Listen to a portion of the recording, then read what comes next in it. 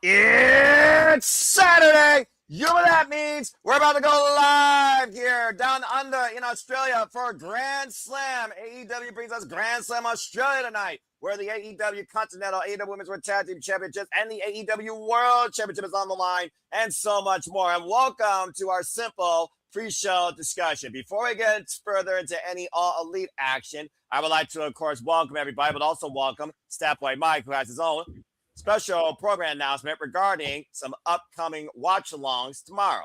Go ahead, Statboy. Thank you, Mr. Noah Foster. Well, this is partially because of you as well, because if you all watched the Super Bowl watch-along, which we all did last week, we hinted the fact that maybe we should put other sports back into the play.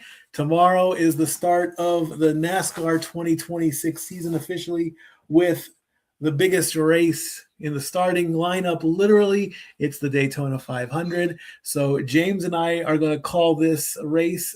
Pre-show starts at 1:30 tomorrow. The race is at 2:30. And number 18, Kyle Busch, Team RCR, has the pole.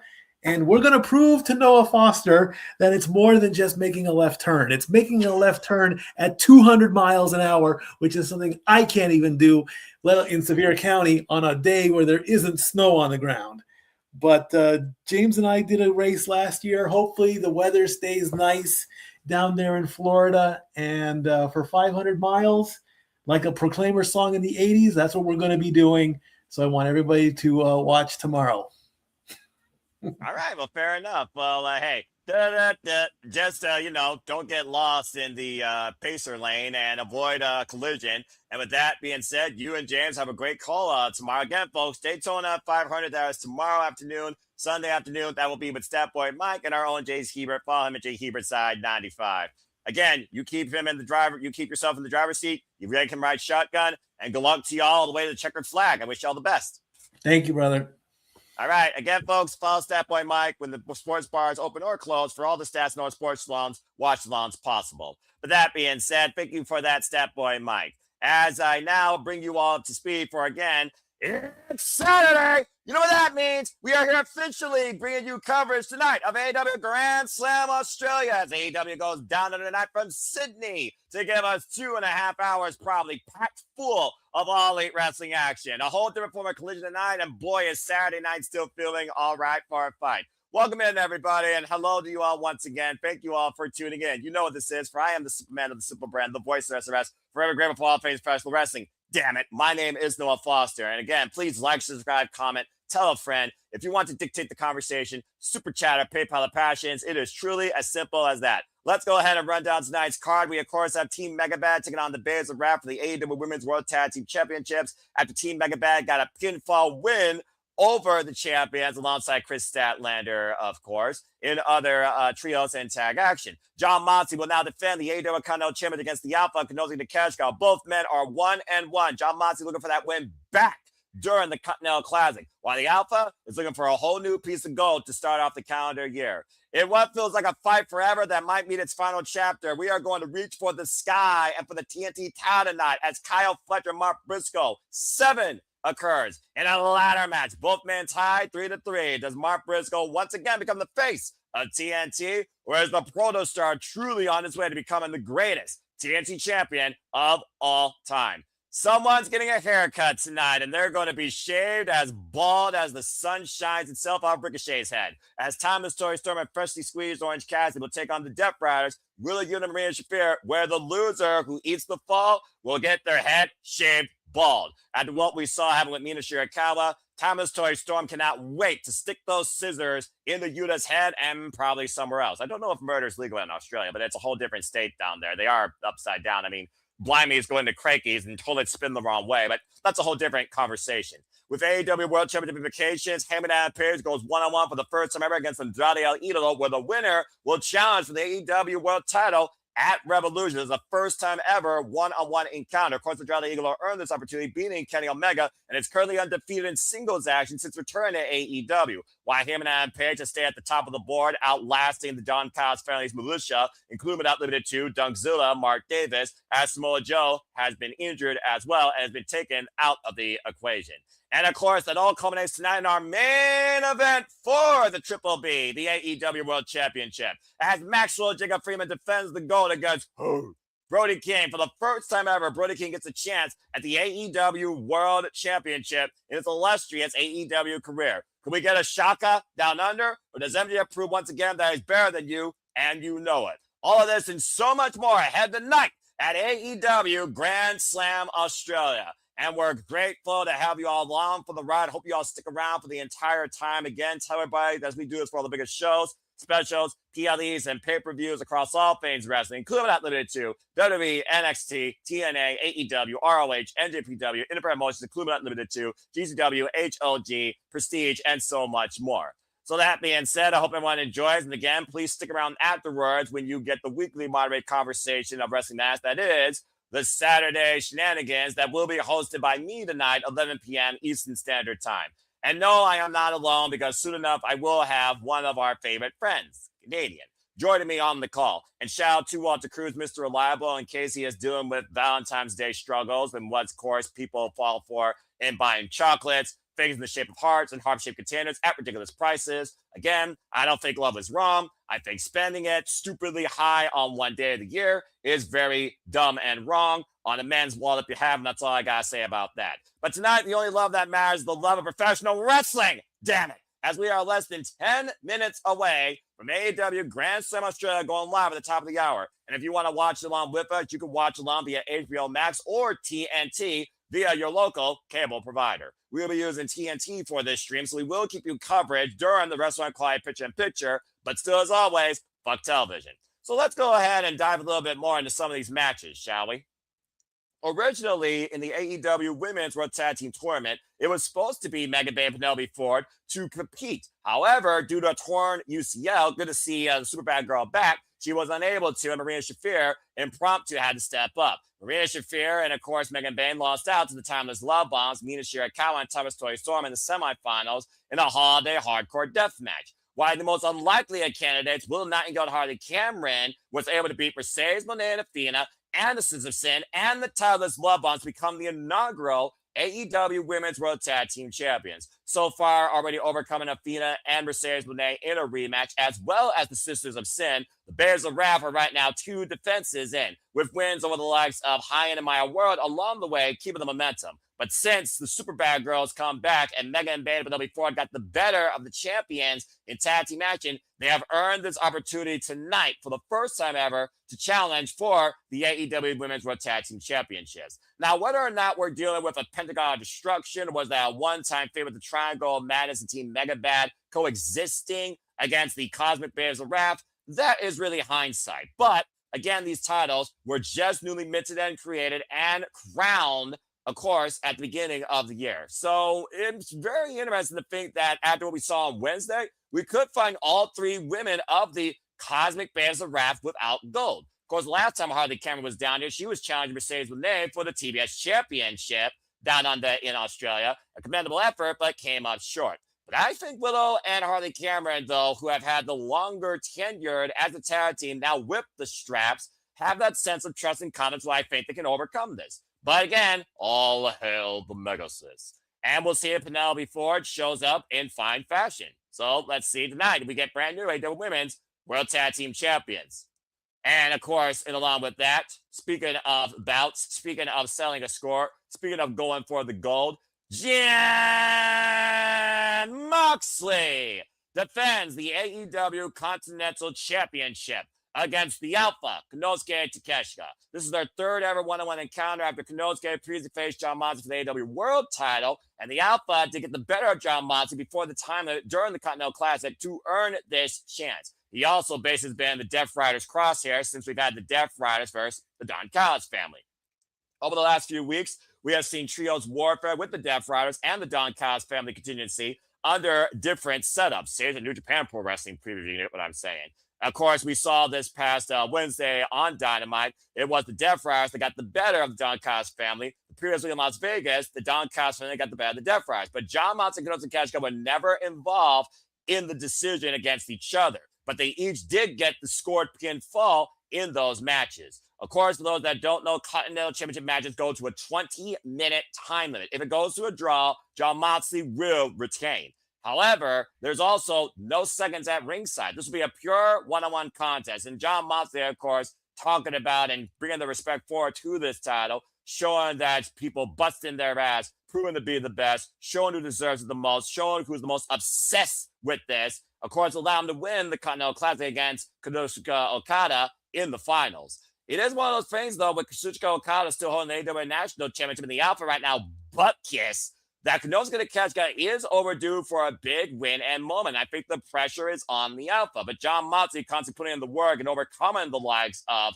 Josh Alexander and Shelton Benjamin. Shelton Benjamin literally almost beat this man to the chance for the title with 5 seconds left on the clock.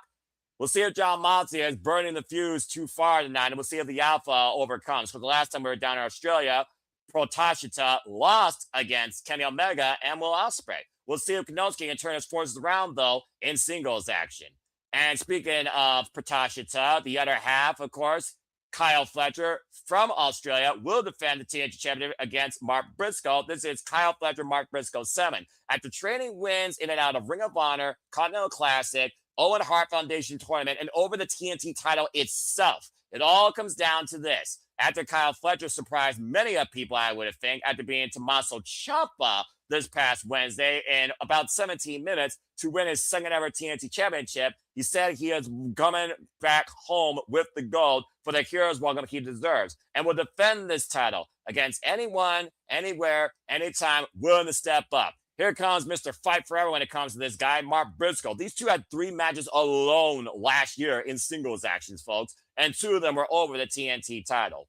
That being said, now we have to reach for the sky and ascend above to grab the title tonight. It's a ladder match, their first ever ladder match. Of course, the last time that stipulation match, it was no disqualification. Mark Briscoe won. Mark Briscoe, pioneer of ladder matches, ladder wars, alongside his brother Jay Briscoe. This really could be Mark Briscoe's element. So Mark Briscoe has a chance to become a 2-time TNT champion as well. Of course, the record stands 3-3. As far as Kyle Fletcher is concerned, though, this is the final chapter in their story. So does the Proto Star fall down to earth tonight, literally just winning the gold? And does Mark Briscoe reach for the sky again and return it back to the agglomeration? Or does Kyle Fletcher finally put Mark Briscoe in the rearview mirror and go on to try and continue that legacy of being the greatest TNT champion of all time? As Okada, Proto Okada, wants to see Kyle Fletcher and Okada as champions. And that very well could be the case after the night if Kyle Fletcher finally puts Mark Briscoe behind him. We'll find out soon enough.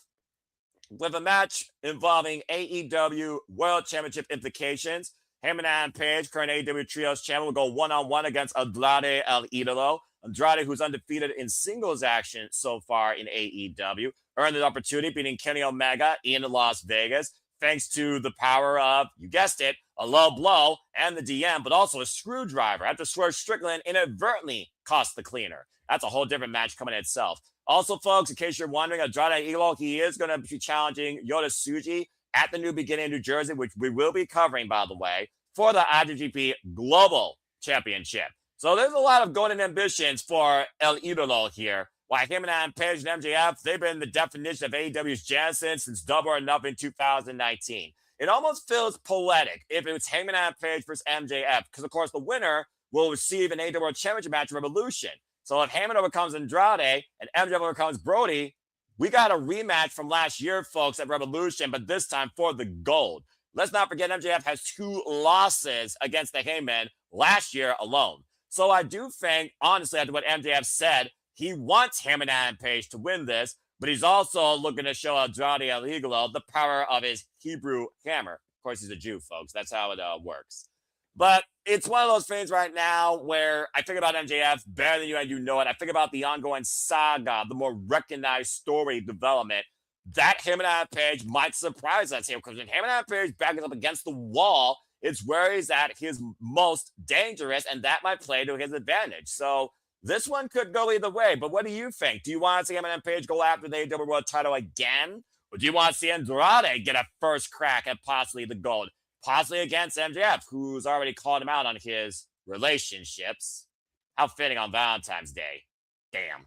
But again, hindsight's 2020. But again, folks, this is a number one contenders match. The winner will go on the Revolution to challenge for the AEW World Championship.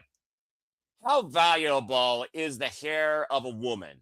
Well, when it comes to Mina Shirakawa, it's glamorous, and whoever cuts her hair off without her choice deserves to be literally skewed.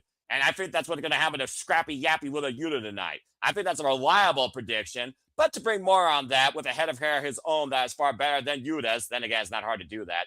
Please welcome into the commentary booth, Walter Cruz. Walter, how are you this fine evening as we prepare for AEW? I'm good. Are you watching on Max or Sling? Sling.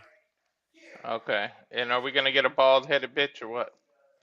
Well, I mean, you could say the same thing for both Yuta and Maria Shafir. As of course, it's 8 p.m. So we are live from Sydney, Australia, in the Close Bank Arena, capacity crowd on hand. And please remain #sport for you will be permanently banned. As we are here finally for AEW Grand Slam, and we're kicking things off immediately with the Death Riders riding into the building. Welcome in, everybody, officially to our coverage. Again, hello, everyone. Noah Foster, Walter Cruz. We are super reliable. And, Walter, we're kicking things off with one hell of a fight. It's John Moxley versus Konosuke Takeshita 3 for the Continental Championship tonight. Did you give Ash the I did. Okay. He'll be joining us a little later, folks. I pulled a U and joined late, huh? I pulled a U. Well, for AEW, you don't bring in late. No, honestly, I was cooking for my nephew and everybody. I know. And again, figure for those that are tuning in right now live with us, thank you so much. Please like, subscribe, comment, and tell a friend. And if you want to dictate the conversation, super chat as simple as that. Arcady, go ahead and introduce the Continental Champion. Look at the size of that audience. I'm live. Back up. Continental Championship matches, folks, are contested underneath a 20-minute time limit. If it goes to a draw, the champion will retain, as is John Moxley, the Death Riders against the world, renewing a violent spirit of non-complacency in All Elite Wrestling, currently 2-0 this year alone in singles. And both those matches were Continental Championship eliminators. Again, it was back on December 6th. Bang! That knee strike and a raging fire that the Alpha finally overcame the Death Rider John Moxley for the first time in his career. And 2 weeks ago in trios action, Konosuke Takeshita got the better of the Death Riders, sending a message to the current champ. Of course, last week, Wednesday, we saw John Moxley send a message to Konosuke. As, of course, John Moxley is looking for revenge for that loss and against the Don Callis family. You got John Moxley's entrance right now? Because I went into an ad when I first turned it on, so I don't know if I got behind you or not. Well, I'm looking at John Moxley inside the ring, so you best figure your crap out right now. I'll tell you when he's in the ring. He's still walking for me. Good Lord, dude. You're fucking television. Fuck television. Fuck advertisements. All right, the Alpha Konosuke Takeshita is making his way to the ring. We'll figure it out later. Daggone it. I'll tell you. That's the good thing about Sling. You can pause live TV. Well, maybe you shouldn't pause live TV. Konosuke Takeshita. We're live, pal. Konosuke Takeshita, of course, the Alpha, came very close to winning the Continental Classic, making his way to the semifinals, losing to Okada. Sometimes backing out and backing in skips it. All right, well, you figure that shit out, because there's no way there could be a latency or delay with this match right now, all right? This is one of the biggest matches of the night. This is the one I was looking forward to, This is my honestly, match. This is the one, me too. Well, you better get your shit figured out, because the bell's going to ring here pretty soon. That being said, as I'm trying to bring the tail of the tape, Konosuke Takeshita, of course, lost to Okada in the semifinals at World's End. And, of course, we saw him lose at Wrestle Kingdom, the IWGP Heavyweight Championship, to Gene Blast, Yota Tsuji.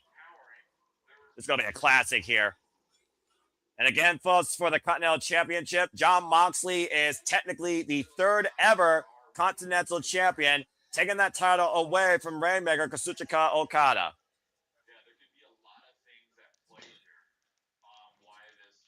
The fact that he had such an incredible run, too. Only one draw, 13 points for Konosuke Takeshita. Near flawless run in the Continental Classic. Bell Reigns, we are underway. Imagine how pissed Okada would be that is if Takeshita gets it. It's like, I lost it to Moxley just for you to get it. Well, it's one of those things, though, Walter, that John Moxley knows the type of competitor Konosuke has become.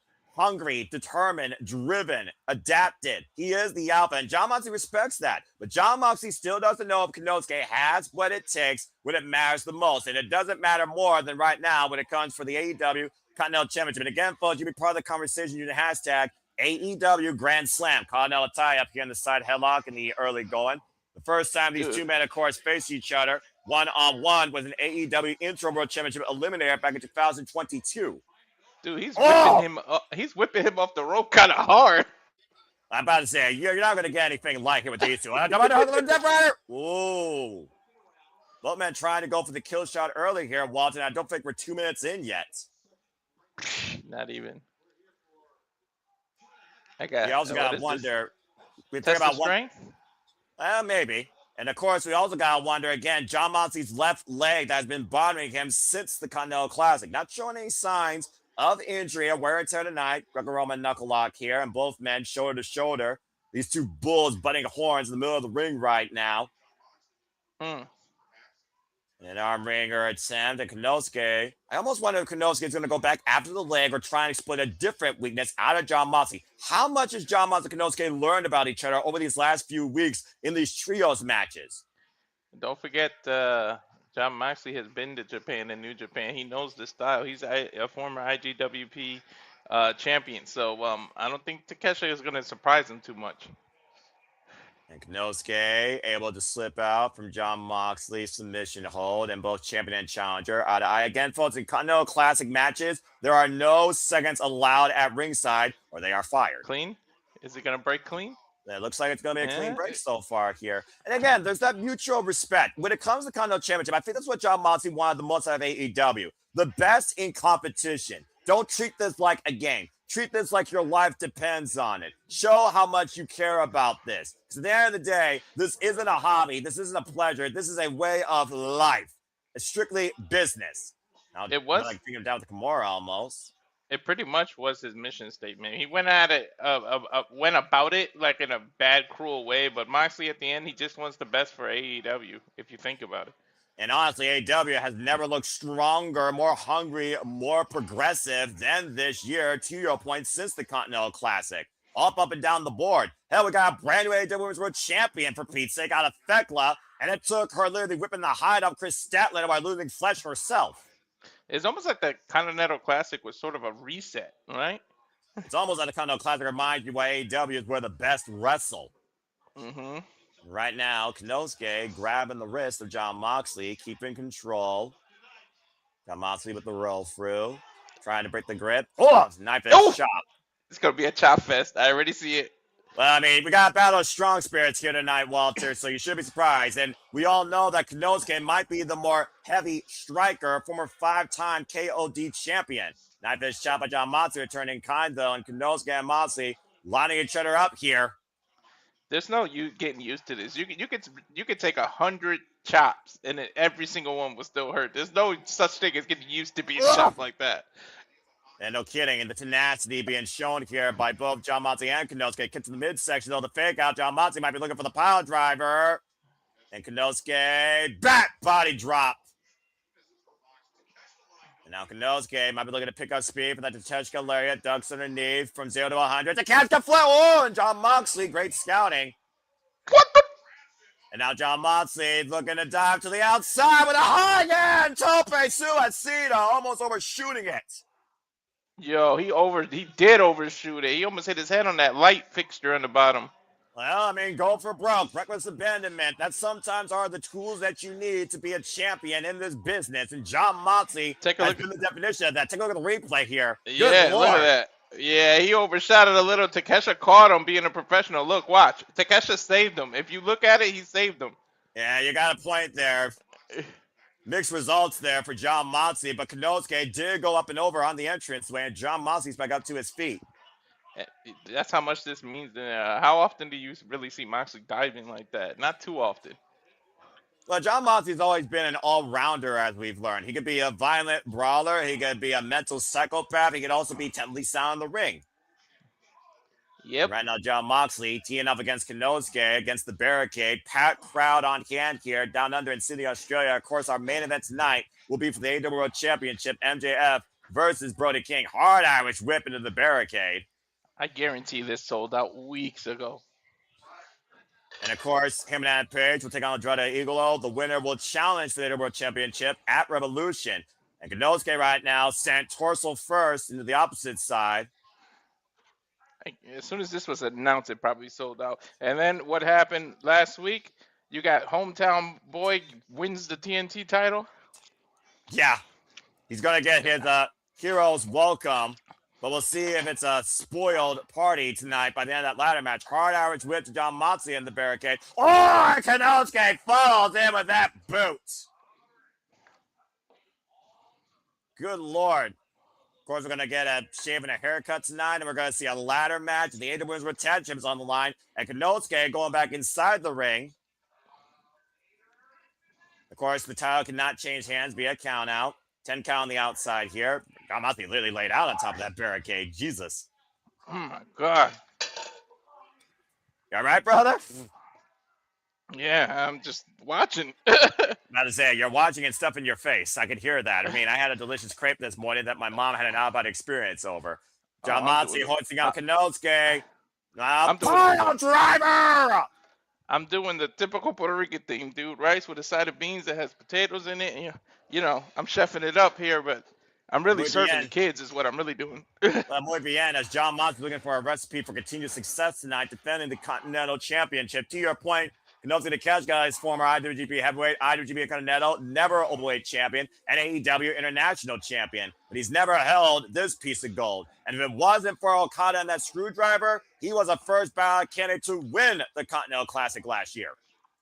He was supposed to have it. This damn guy, he literally got screwed. Literally. Well, Okada clearly is underestimating what Konosuke is, and that is a threat. And let's not forget, Okada still has the AEW National Championship. I gotta admit, this didn't go where I thought it was gonna go, because I really thought there was gonna be a dysfunctional family. Takeshita was gonna see the light and leave, but it seems like this family got even stronger. Well, how strong will they be after the night, though, when it comes to Takeshita, the original first two members of the family, and John Moxley in control here in the early going of this Continental Classic match. As it continues, the restaurant quality, picture-in-picture, fuck television. It's one of those things. Well, there you go. It's one of those things also, though, where I look at Konosuke, the Alpha, being a breakout, and I do wonder, again, how much does he trust this family if it leads to no results? For a while, I think he just wanted to keep Kyle Fletcher under his thumb and not have him push forward towards the world title, thinking he's too big for Don Callis' agenda. And what happened? Kyle Fletcher beat Ciampa this past Wednesday for the TNT title.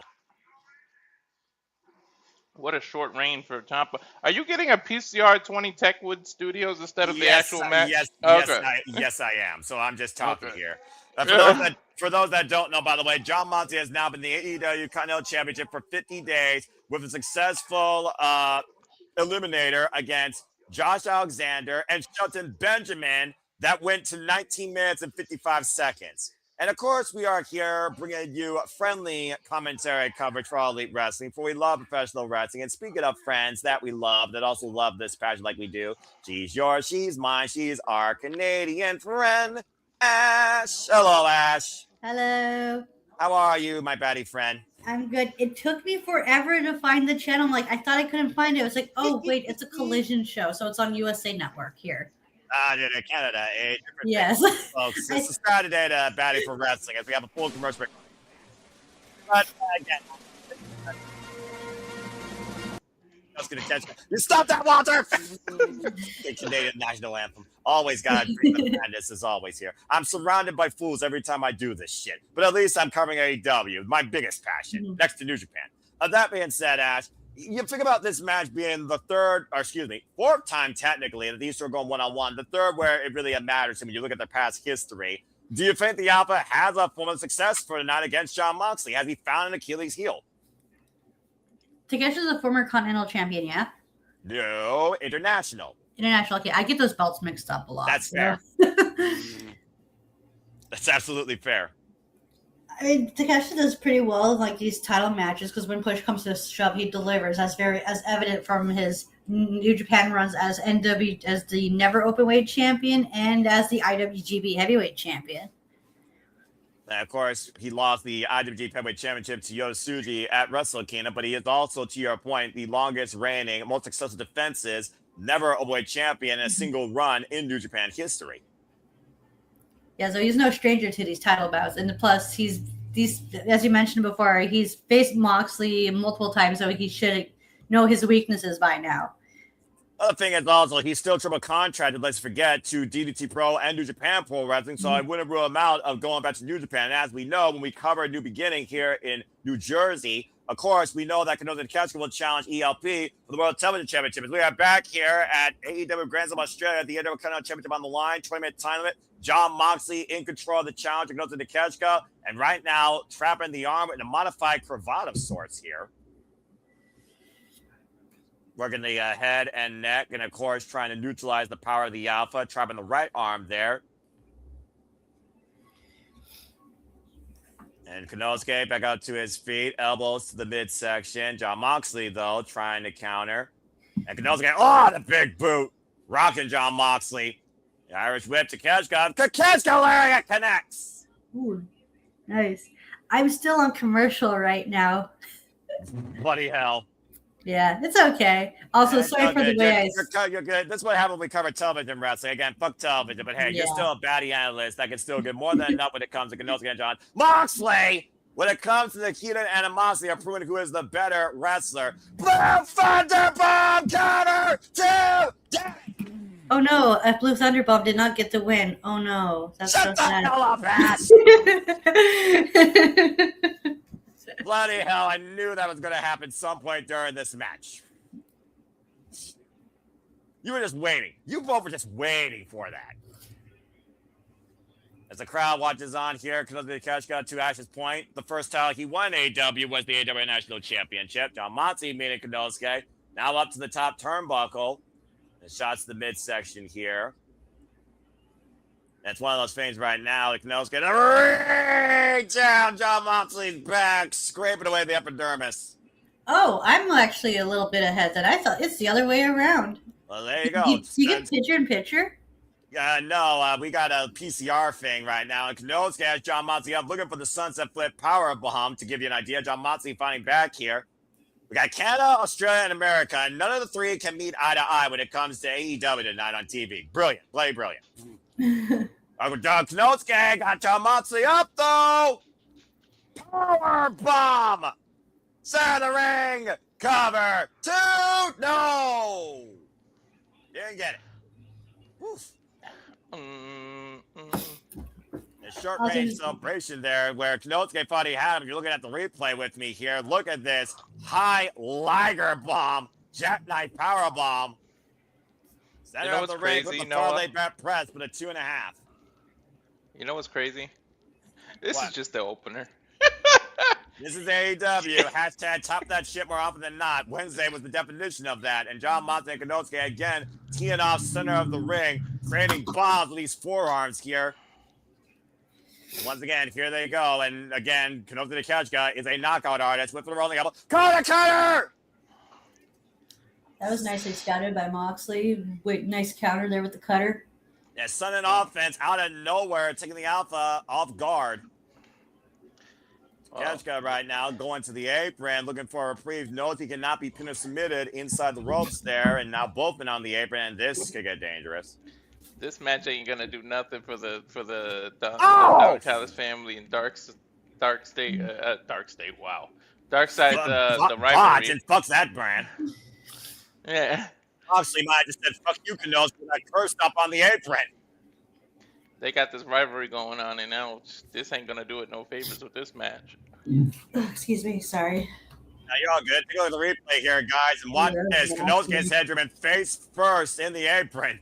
Also, I'm going to apologize in advance for if I sneeze unexpectedly. I'm currently going through a cold right now. That's all good. As long as you're okay and you're healthy, and we're all just happy and enjoying all Elite Wrestling. So the match, Konosuke just beats the count, and it's another curb stomp. Just the half. Here's the cover by John Moxley with the front leg, and a kick out 2.5. Oh, nice. He transitioned into that bully choke. The Bulldog choke firmly in place. Well called, Ash. Again, John Moxley continuing on the offense. Not letting Konosuke even breathe here. Now trying to cut off the blood flow to the brain and close up the carotid artery. Change of position now. Is he going to turn into a regular sleeper, or he's going to leave this in? Well, what do you think is the best strategy at this point, Kirk, considering Konosuke's got the height advantage? Well, Now there it bringing him is. down. He's got it locked in now. He's got that sleeper in now. That body grapevine. I think you got your question answered, Walter. And again, the S grip right now applied by Jon Moxley, keeping a firm hold against Konosuke. I gotta give it to him. His chain wrestling is off the chart, dude. How he like flips moves. You know how I am. I'm a sucker for this shit. Yeah, now transitioning into the Jujigatami, the cross arm breaker. Konosuke, though, putting the shoulders down, and Jon Moxley still maintaining hold. This is ridiculous. Get to the rope. And he does so. Again, the reach of Konosuke saving him, but Jon Moxley using all of that Red's 5 count. That was his height that saved him right there. And no doubt about that. What is we got he, 6'2"? 6'2". We got less than 5 minutes left, by the way, folks, in this match. Remember, if it goes to a draw, Jon Moxley retains no matter what. The Continental title, that's under 15-minute time limit rules, right? 20. Okay, so it's kind of like the New Japan, the New Japan World TV title, right? Yeah, except that one's 15 minutes. And this is 20? Yep. Oh, okay. Continental Championship matches are 20 minutes long, no seconds allowed at ringside, and Konosuke is asking Jon Moxley to keep bringing the fire. Well, I don't care what language you speak, you understood what Moxley just said. Yeah, Devil the double bird, and right now squaring up off the ropes. Konosuke catches the boot. Moxley hooked up with Exploder. And Moxley wants to get back to his feet. Konosuke again with a Jon Moxley, another Exploder. How the hell is Jon Moxley still trying to get back? Power drive knee, the cover to new champ. Oh, kick out 2.5. Yo, how do you kick out of that? I thought we was gonna do champ for a second. Instinct right there is all I could say, honestly. Good Lord. Look at this. It was like Fletcher on Dynamite. The shit he kicked out of, like, my jaw dropped. And Konosuke right now trapping Jon Moxley, and what the hell is this? The pump handle suplex. What the hell? Arrow press for a new champion. Kick out at 2 again by Moxley. That was like a pump handle exploder almost. It's a hell of a match right now here, and thank you so much to Hassan USA Network Gamer Terrell. Happy Valentine's Day to you as well. Happy Valentine's Day to everybody who's spending it with their love or the love of professional wrestling. I was gonna say, breathe, Noah, let it go, because I know that's one of the things you don't give a shit about. What are you talking about? And right now, look, I've already said my piece, all right? Anyway, Jon Moxley and Konosuke right now are both looking for the sleeper hold. Jon Moxley, though, the Jon Moxley to Konosuke might be looking for the damn runner! That's it! Cover on both legs too, Jon Moxley, no! I thought you said that was it, uh-huh. Konosuke kicked out of the Death Fryer! How many people can claim that? Not many. Here it is again. Look at this. High angle dropped on the top of his head. Puts both legs, by the way. Deep hook, and somehow Konosuke kicked out. And is it me, or did he angle him higher than he usually does for that move? Exactly. Jeez.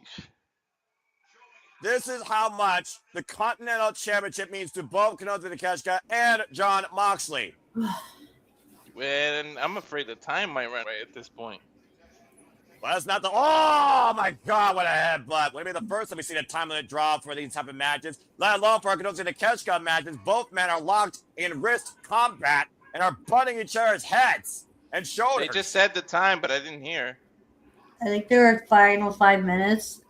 And Konosuke and Jon Moxley right now, time is going to play a factor here. Sooner rather than later, again, both men collide skull first. Somebody's going to have to go through a concussion test at the end of this match. Yeah, I mean, if you look how long it took Jon Moxley just to fall backwards. And, Jon Moxley is bleeding hard. I repeat, Jon Moxley is bleeding the hard way. That last time I opened it up. In other news, the sky's blue. Oh, God, hilarious! And Moxley with the cover. Konosuke kicked out at 1. Oh, shit. Big off a world class. Konosuke the cover. Jon Moxley kicks out at 1. Uh-oh, they're hulking So up. that's why that's there right now. Just a half level press, too. Come on, new champ! No, we don't. Oh. Oh, the time has expired. Holy shit. Man, I feel bad for the next match has to top this. Right? You can see Konosuke punching the ring out of frustration. This match, ladies and gentlemen, is a 20-minute draw, which means Jon Moxley retains. But more so, I think he more so survives, guys. Mm-hmm. So what did he do with Takeshita now? Well, what's Takeshita do more so versus what the Don Callis family does, what AEW does. And Jon Moxley, remember, he wanted to get that win back. Telling nothing's been settled. It's a stalemate. Oh, this is going to add so much pressure for Fletcher having to retain that TNT title. Well, either way, Jon Moxley is still the holder of the Continental Championship. And Stephon Smith and Jon Moxley right now. Wait, is Jon Moxley going to ask for 5 more minutes? Some words right now with the referee. Please do. Please ask for 5 more minutes, please.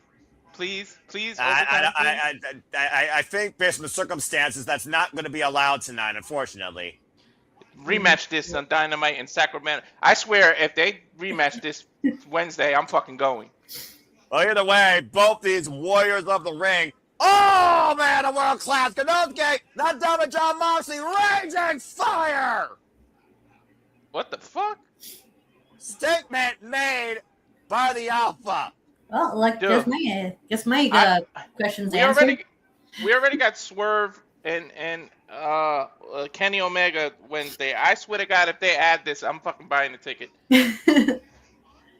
Well, either way, the Alpha is far from done with Jon Moxley. A big old FU, screw sportsmanship. This is far from over when it comes to those two. Do you work Wednesday, Ash? I do, sadly. I was gonna say if I go Wednesday, you might have to call it Noah, just because I'm there live. You know what? If you are going there live, I will make it official myself to call that Wednesday night just to get your live recap post show. Anyway, guys, still a lot more to come tonight as we're running down the card. Oh my gosh! My schedule. I'm sorry. No, I was about to say my schedule for this week. I'm working from tomorrow all the way through Thursday. Oof. Yeah. That's a fun schedule. I was surprised. It's like, oh, I got 2 days off. And I looked like, oh, yeah, that's fine. I'm working 5 days straight. Well, there you go. All the fun here. And, of course, they're running down the card. We got TNT Championship ladder match tonight. Kyle Fletcher versus Mark Briscoe 7. Hangman versus Andrade Idolo for number 1 contendership for the AEW World Championship. Megabad versus the Bayne Rap for the AEW Women's World Tag Team Championship. Mixed Tag Team Warfare Tornado Tag loser of this fall will get their head shaved tonight. And of course, MJF will defend the AEW World Championship against Brody King as we look at the tail of the tape a little bit in the never-ending story that is the Proto Star and everyone's favorite boy from, of course, Super 10 Boys, Mark Briscoe, Sandy Fork, Delaware. How do you feel about the fact that we're getting Kyle Fletcher and Mark Briscoe 7? This has to be the end game for these two. I hope so too, because don't get me wrong, I like that they're having this match. I just don't like the way they built to it. Well, in the meantime, suspend your thoughts for that because you get to bring your thoughts to this. It's time for the AEW Women's World Tag Team Championships. After this commercial break, fuck television. Okay, well, first off, Konosuke, Jon Moxley, that match fucking slapped. And again, Wednesday, Revolution, just give me the match. No time limit or 2 out of 3 falls. We got to settle this. We got to see who's the better of those two. They can't change the rules and make it no time limit. Who says they can't? If Jon Moxley wants to prove a point that badly, he will do that. He's the champion. He's got the freaking stroke. 2 out of 3 falls. Make it a 2 out of 3 falls. So that way there's a definitive winner. Anyway, again, I'm sure this is going to be revisited by Tony Khan some point down the line. Yeah. Okay, so let's go ahead and get your thoughts towards this. Harley Cameron, of course, last time she was here in Australia, she challenged Mercedes Moné for the TBS Championship. Came up short. 3 years in her career now with the person she had her second ever match with. Her and Willow returned to her home, the Basil Rap, now the inaugural AEW Women's World Tag Team Champions. Megabad, though, they were never part of the equation due to Penelope Ford being injured. But now they get their first crack at the AEW Women's Tag Team Champions. And the history with Harley Cameron and Megan Bayne, You can go back and watch Tale of the Tape when it came to the fact that Megan Bayne at one point broke Harley Cameron's nose.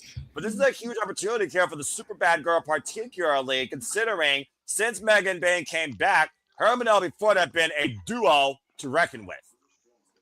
I'm torn on this match because on the one hand, I want Babes of Wrath to continue their title reign, but at the same time, I want to see Megan Bayne with the title. So.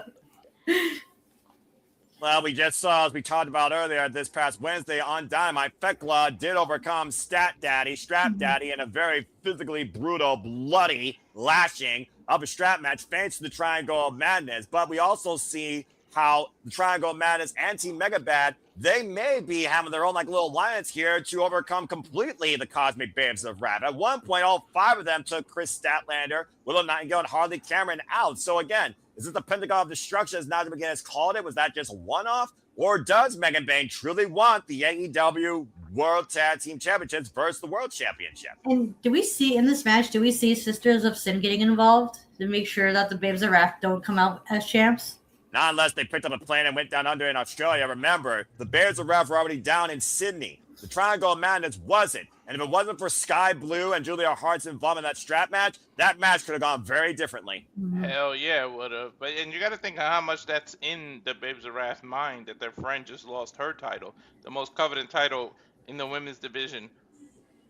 And now, Willow has the TBS title, so I can see them losing these titles because she'll still have a title to defend. So, like, in the world of kayfabe, like, that's how you can still kind of, make her leave even if they lose. So, it would not shock me if we get new champions, to be honest.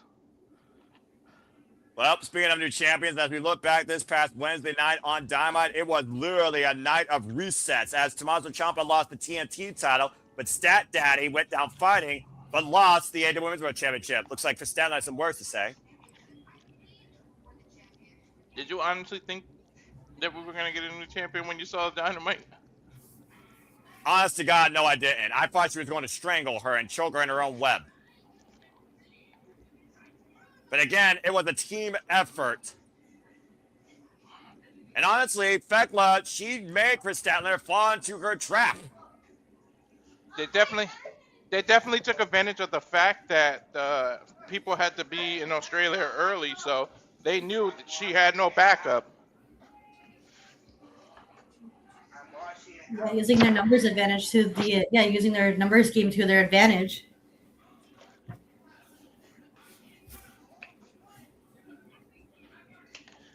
If I'm being 100% Noah, if she was gonna lose the title, at least she lost it to this crazy bitch. Like, yeah. Yeah, well, something tells me why Statlander is still bleeding red. She is raging red, and I think things are far from done with the Toxic Spider and the Cosmic Killer. Oh yeah, absolutely. I think those two are going to continue. They're probably going to I have a feeling that they're probably going to have another match at Revolution. If not, then I don't know where else they could do it. It wouldn't surprise me if she took a charter flight and got her ass to Australia. You think Chris Statlander is dangerous already? Wait till Chris Statlander gets her hands on the Triangle of Madness with what they did this past Wednesday. That being said, all hail the Mega Sis as Megan Bayne and Penelope Ford make their way to the ring. And currently, guys, this duo is 3-0 this year as a team. Oh, nice. They got quite the undefeated streak going right now. That's pretty cool. And of course, it was 2 weeks ago that Megan Bayne and Penelope Ford got the better of the Babes of Wrath to earn this opportunity via that ridiculous Doomsday device to Harley Cameron, making her bow down to the Megasis. Dude, I love this. Sorry. Go ahead, Walter. God was just showing off when he made these two. Like, she. I love the dynamic they have. I love the team, like the High Flyer and the Muscle. That's such a classic tag team trope, and it works. Sometimes you just put two things together and you see what you get out of it, and that's what you can say about Willow Nightingale and Harley Cameron. The definition of unorthodox and positive energy. They look like they belong in DC Comics and being in wherever Wonder Woman's from, whatever that island's called. And right now, of course, the Babes of Wrath have a collision record of 5-0 as a duo, coming off a recent defense against the Sisters of Sin. I love Willow. She just makes me so happy seeing her. How can you not love Willow? She makes anybody happy. Again, folks, to tell the tape's pretty brief here. They are the inaugurated Women's World Tag Team Champions after being the Timeless Love Bombs in the finals, literally prior to the start of the new year. And referee for this contest will be Rick Knox. It's funny because I said Megan Bayne and them deserve to be in the DC comic, but Willow's the one that has a comic book out. And Harley Cameron immediately jumping into the Megan Bayne's arms. I don't think that's wise. Of course, the bad blood, like I said, with Harley Cameron and Megan Bayne goes all the way back to when Megan Bayne broke Harley Cameron's nose. Now Penelope Ford getting involved here. And this might break down a little quicker than expected. First time that Megan Bayne faced Harley Cameron one-on-one was back in 2025 in May. And Harley and Willow working together here. And it's amazing how quick Harley and Willow have formed this tag bond, much to Ash's point. And you love them because they use each other as weapons. Well, I love teams that literally are effective as, each other can be. Short range layup by Willow Nightingale to Penelope Ford, and Harley Cameron getting the better of Megan Bayne. And right now, a little bit of tag team cohesion. Cazadora. Oh, no, dropped to the knees. Megan Bayne wiping out Willow Nightingale. I believe Megan Bayne and Harley Cameron are the two legal ones. Right now, shrugging off that early quick fury assault. Tag made to Penelope Ford. Penelope Ford gets the whole goal as well in AEW. I'm not going to lie. I lost track of who was legal already before you said that. Well, right now, yeah, I'm about to say, when you got nothing but chaos in the early start, thanks to Harley Cameron making them feel the wrath, that's kind of what happens. Face first in top turnbuckle. Tag made. And Megan Bayne, of course, has been working tag team matches in out of AEW and Stardom. Not to mention four-way wars with La Vida Loca against Empress Nexus Venus. Again, Bullzilla, get well soon. And right now, Megan Bayne's quite the tag team specialist, isn't she?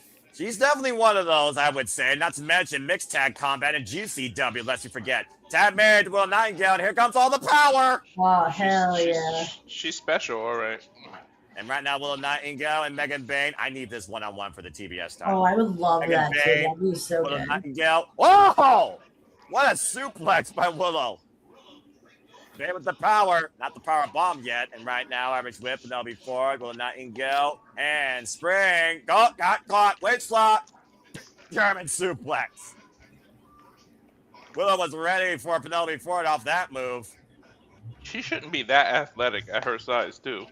We said that about how many people in this business with the cannonball off the apron wiping out Team Megabad, and Willow Nightingale has completely turned this match around.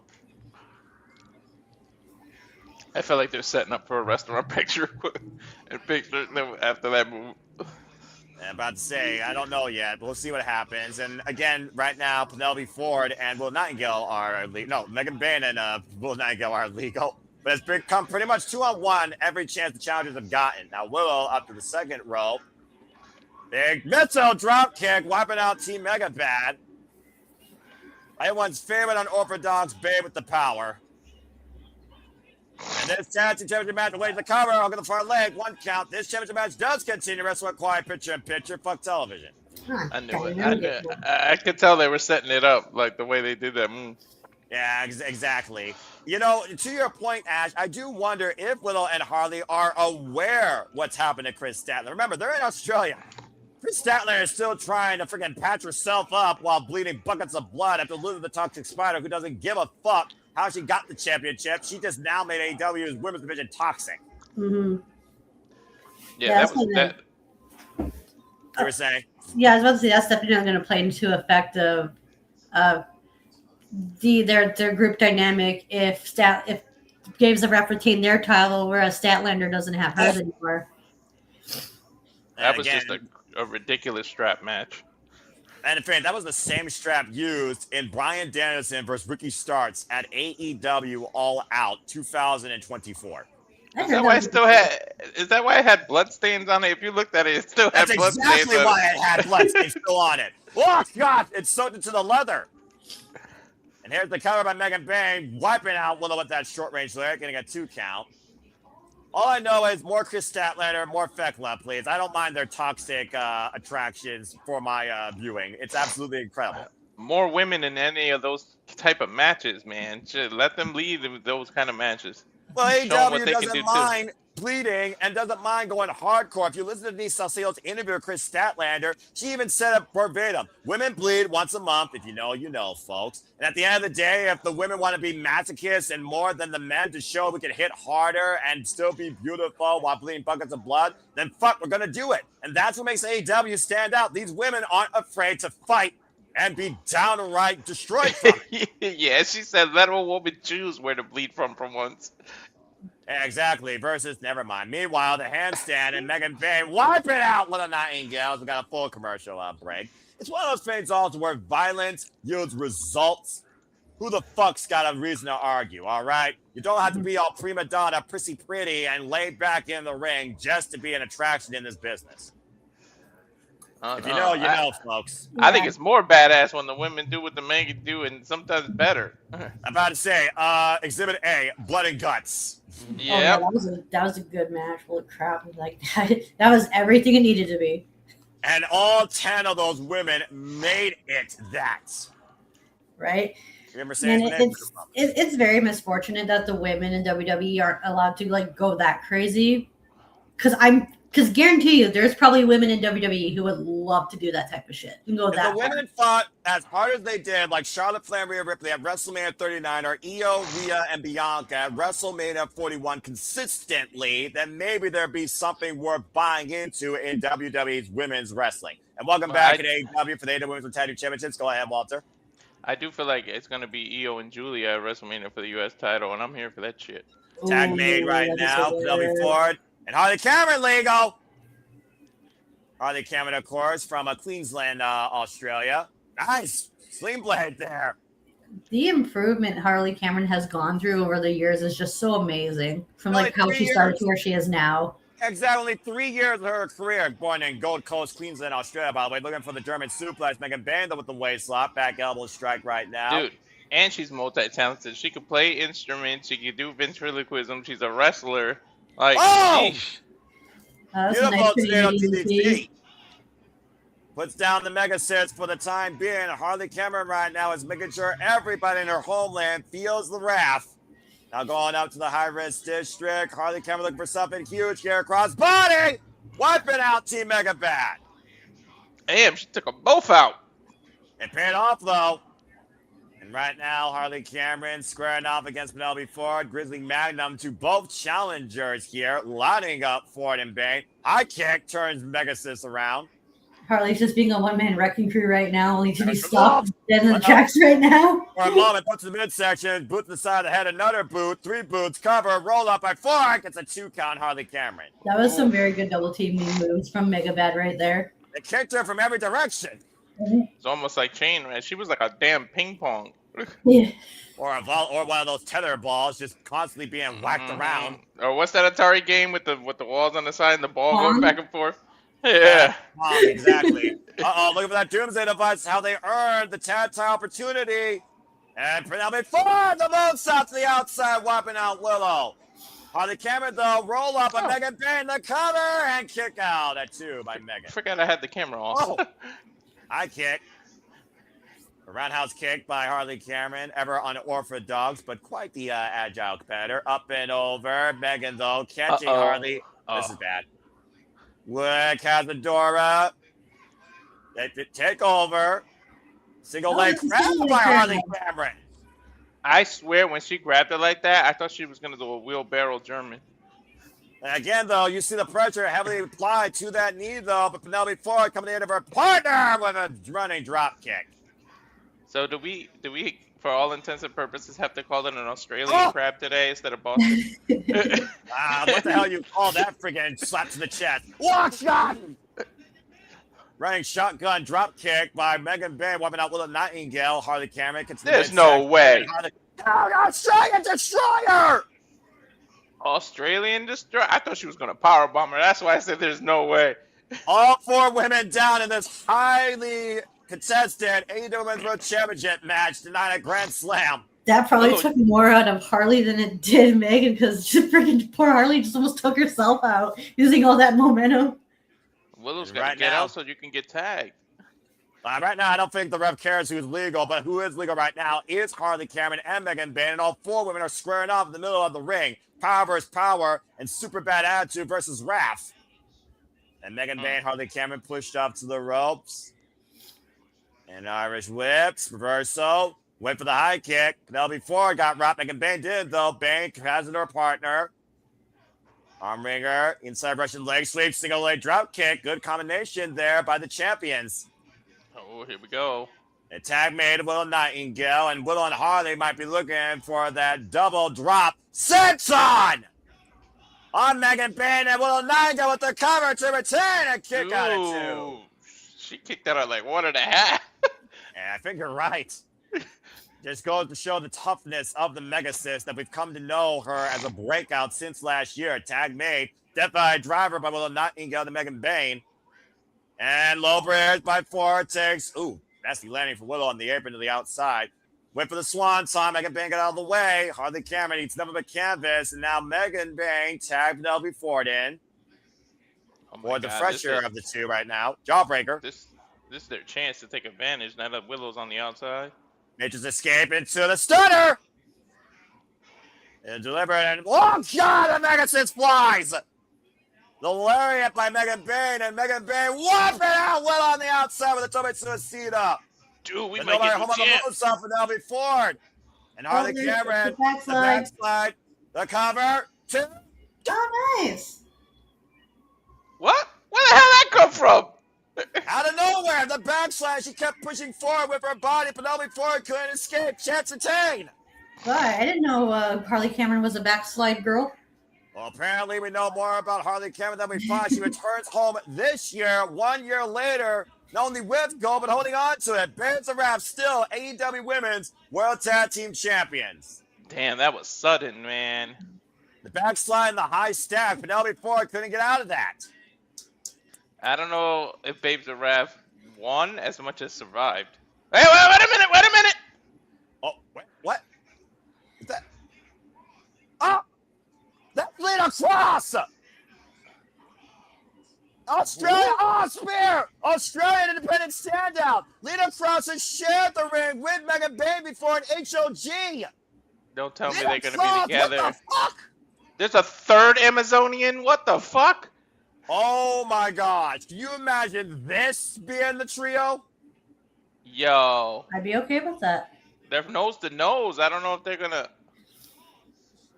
Megan Bayne right now and Penelope Ford season the Babes of Wrath Gold as Lena Cross has apparently joined Team Megabad here with one hell of a statement. Yo, who the hell is going to stop this? This is some big women. I've been waiting a long time to see Lena Cross in an AEW ring, folks. We might be seeing another TBS contender right now. Well, that being said, first off, Lena Cross, welcome to AEW.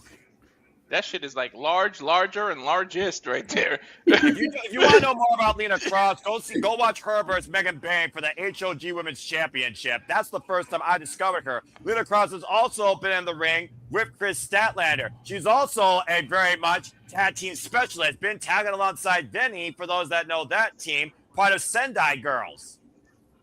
Yo, that's an unstoppable force. Right?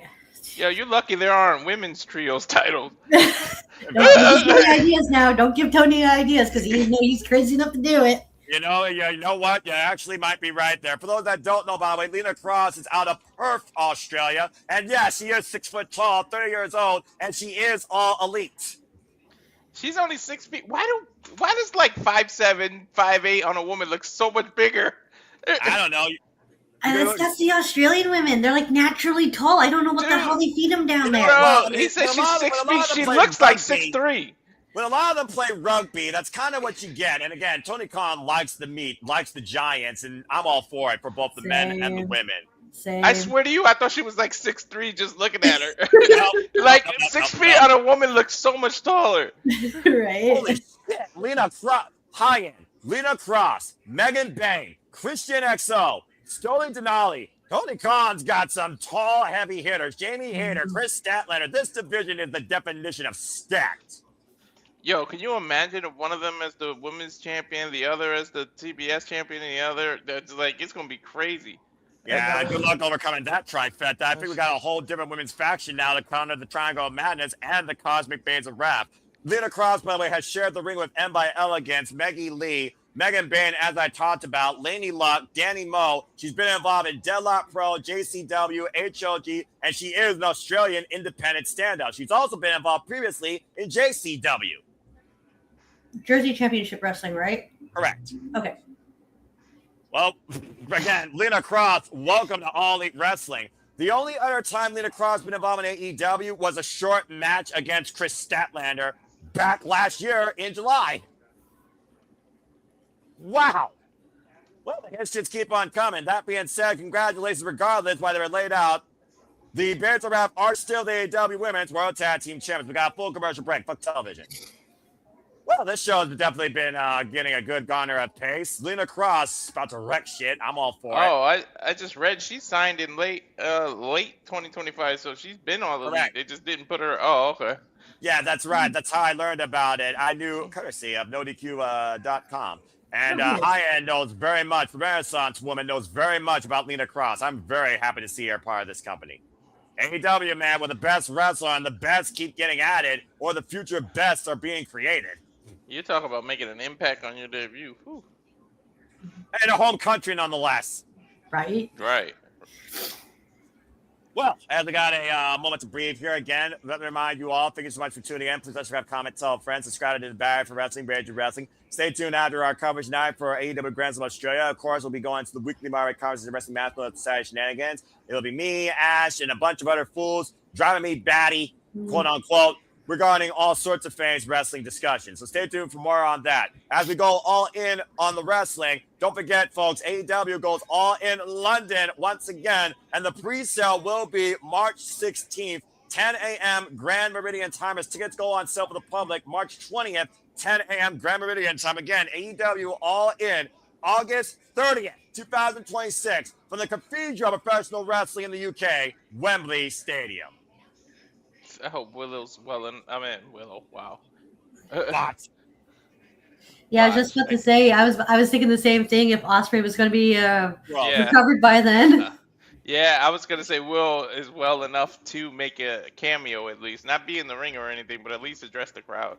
Well, hindsight's 2020. Speaking of who's wild, who's better enough, Andrade's never looked better since he left the Fed, as he now is one match away from challenging for the AEW World Championship. As we look back at the tail of the tape here, Hangman Page and MJF have been at each other's throats since the genesis of AEW. And of course, Heyman's a former two-time AEW World Champion. Andrade Idolo, though, has been undefeated, though, in singles action. It's time to crown a new number one contender for the AEW World Championship.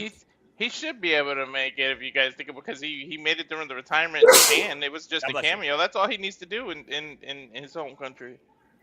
Well, Andrade is not home, but he is home in that ring. La Sombra, former NJPW Intercontinental Champion. Not to mention, Ash, he's the number one contender to challenge Suji for the Global Heavyweight Championship at the New Beginning in New Jersey later this month. Oh, that's going to be a fun match. I hope Suji retains because, please, no more AEW people winning in New Japan titles, please. Currently 4-0 in singles actions right now. Andrade El Idolo with wins over the likes of Kenny Omega. As Andrade made it all the way to this point because of that. Again, it was 2 weeks ago in Las Vegas. Andrade versus Kenny Omega. Don Callis threw the screwdriver. Swerve was looking to put a swerve in that plan. Inadvertently, though, Aubrey caught Swerve with the screwdriver. Andrade was able to hit Omega with a low blow and the DM. Aubrey immediately turned just in time for the cover, and Andrade advanced. I honestly didn't think Andrade was going to make it this far, if I'm being honest. Me neither. Getting his win back against Kenny Omega since Triple A in a bygone era, if you remember that. Was this when Omega was the Triple A Omega champion? That is exactly correct. Okay, cool. I'm just making Cowboys. sure that my timeline's right. I'm about to say, I'm very impressed with you. Cowboy Shiznak has entered Australia. Hangman Page, this will be a first time ever one-on-one encounter. And of course, he is 1/3 of the AEW Trios champions, Jet Set Rodeo, alongside Speedball Mike Bailey and Kevin Knight. It would be ironic, though, if Hangman Page went back to Revolution to challenge for the gold, when last year he took on MJF one-on-one in the opener and beat him. Do you think history might repeat itself? MJF and Hangman Adam Page, regardless what you think the idea of AEW should be, was, or is going to be, have been the story of All Elite Wrestling and the Triple B. Wouldn't surprise me in the slightest. Of course, he lost the AEW World Championship when he was screwed by the Ops in that steel cage match at Full Gear and failed to recapture it in that fatal four-way at World's End when MJF received his revenge. The bell rings. We're underway. Shout out to Aubrey Edwards, referee for this contest. Andrade Idolo again, coming off that incredible match against Gabe Kidd at the New Beginning. Currently undefeated in AEW since his return. Him and Adam Page, of course, beating the odds for the Trios Championship, saying he would take everything away from Samoa Joe, and succeeded, while Samoa Joe is still out on injury. Continental tie-up here. The side headlock applied. And again, you figure out the cause and effect. Much to your point, Ash, Heyman, Adam Page, and Andrade have both been in the crosshairs of MJF. They both want the Triple B, the AEW World Championship, at the end of the day. Heyman looking to become a 3-time champion. Andrade looking for his first. We've already seen MJF judge like Andrade based on his relationship history. While Heyman and Adam Page literally caused him to have that match against Brody King to get him into this match tonight in the first place. 2 straight victories over former AEW World Champions would be a huge coup for Andrade's ego. Oh, got caught with a drop kick off that handstand moonsault attempt. And Heyman and Page might be caught and loaded early here in Australia, looking for the buckshot. Kick to the midsection, front face lock, DM counter denied. Heyman says Andrade, tranquilo. That's only he can. Oh, he got booted.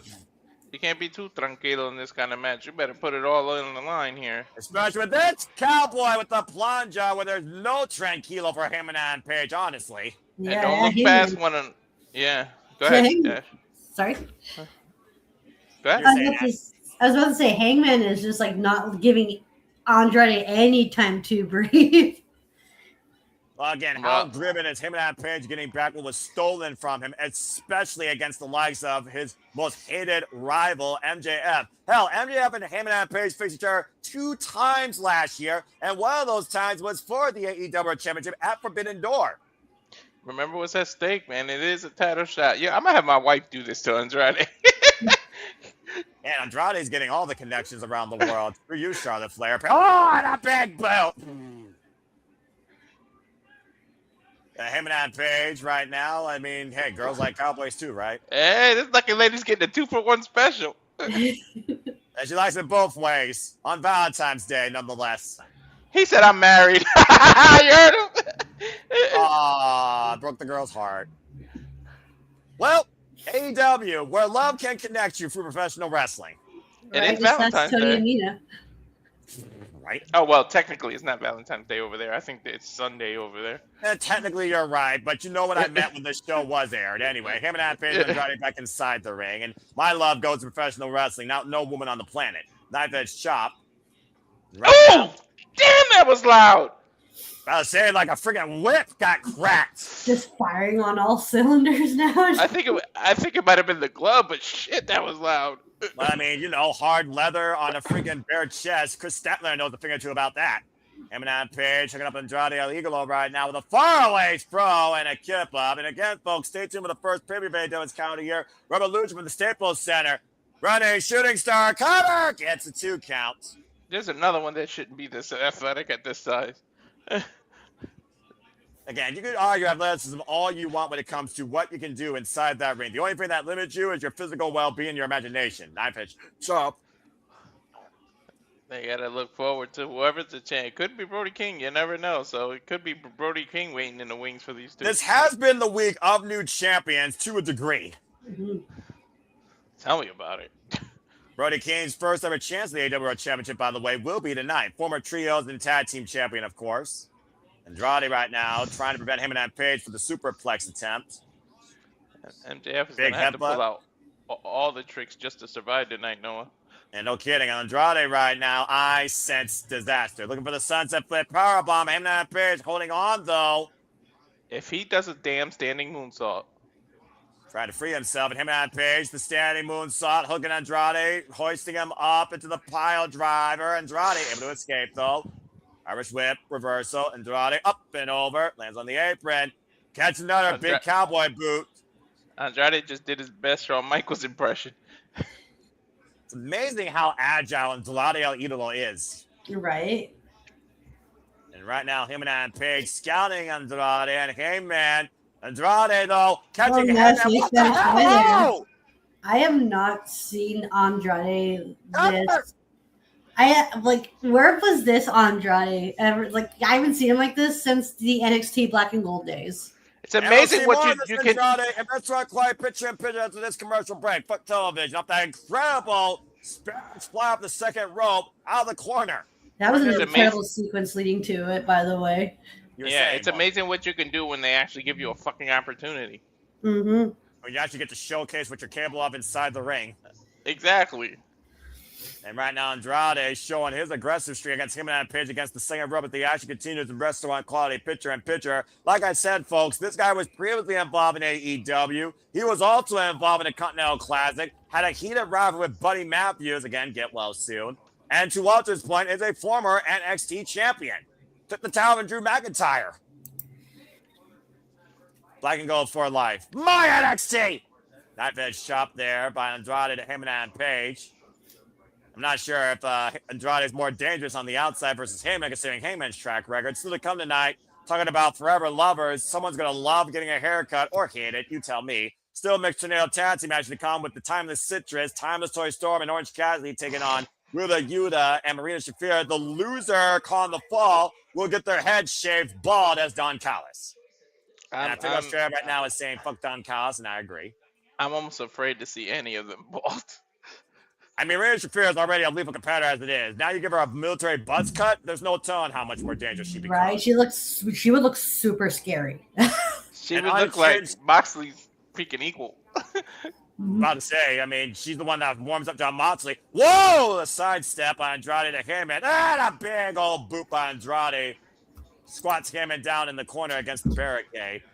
I'm warming up to John Moxley with freaking slaps to the face every match. You know how much more unhinged freaking Toni would become bald, man? You might release some other actress out of her. I mean, yeah, about to say, you ever heard of a horror story on the freaking silver screen? That's going to be Thomas Toy Storm wearing a wig. And the cover by Andrade Idolo, bringing Hangman back inside center. Gets a 2 count. Toni Storm getting her head shaved, entering her Natalie Portman era. That might be accurate, by the way. And good for Hangman being a married man, not wanting to get caught on live television. That's probably accurate. Right. The business watching at home. Exactly, like that couple at that Coldplay concert. Yeah, I was going to bring it up, but that's politics.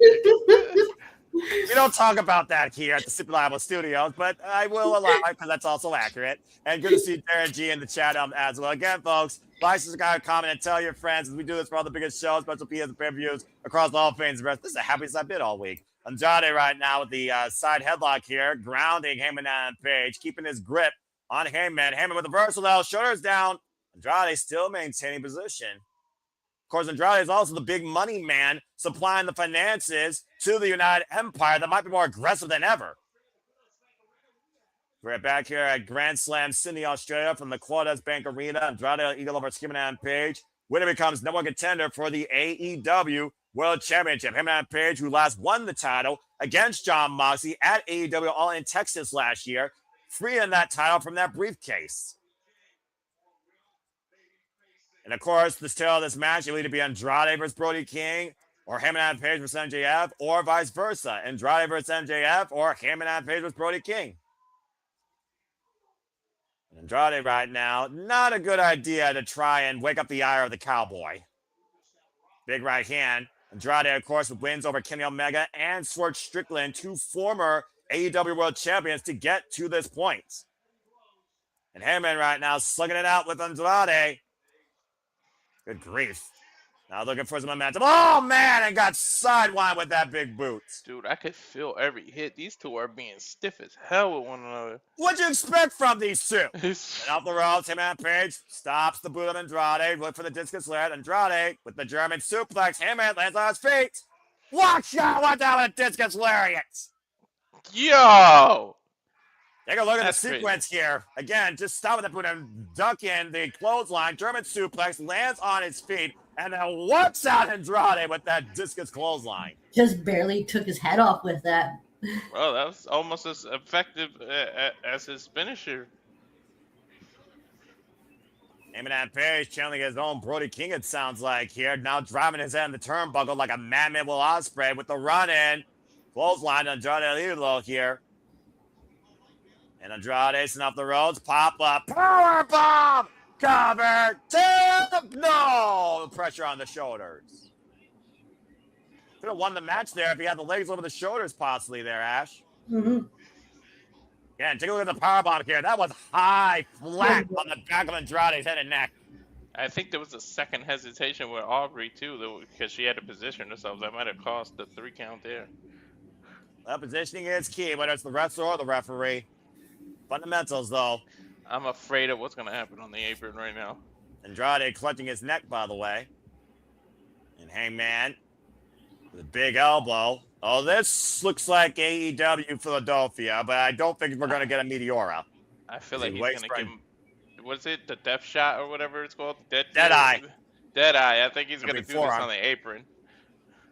And right now, Andrade, and this gets elbowed by Hangman to Andrade. And to your point, Walter, hooking him up in position, sense of danger and urgency there for Andrade. Sunset flip, escape, roll through. Sliding lariat to Andrade on the apron. Do I know my wrestling or do I know my wrestling? I knew he was going to try that shit. Every chance Heyman gets to freaking lariat Andrade, he's going to take. He's really working on that neck, isn't he? Yeah, he is clearly for the buckshot lariat, that full frontal force. Remember, Andrade missed a lot of time with injuries.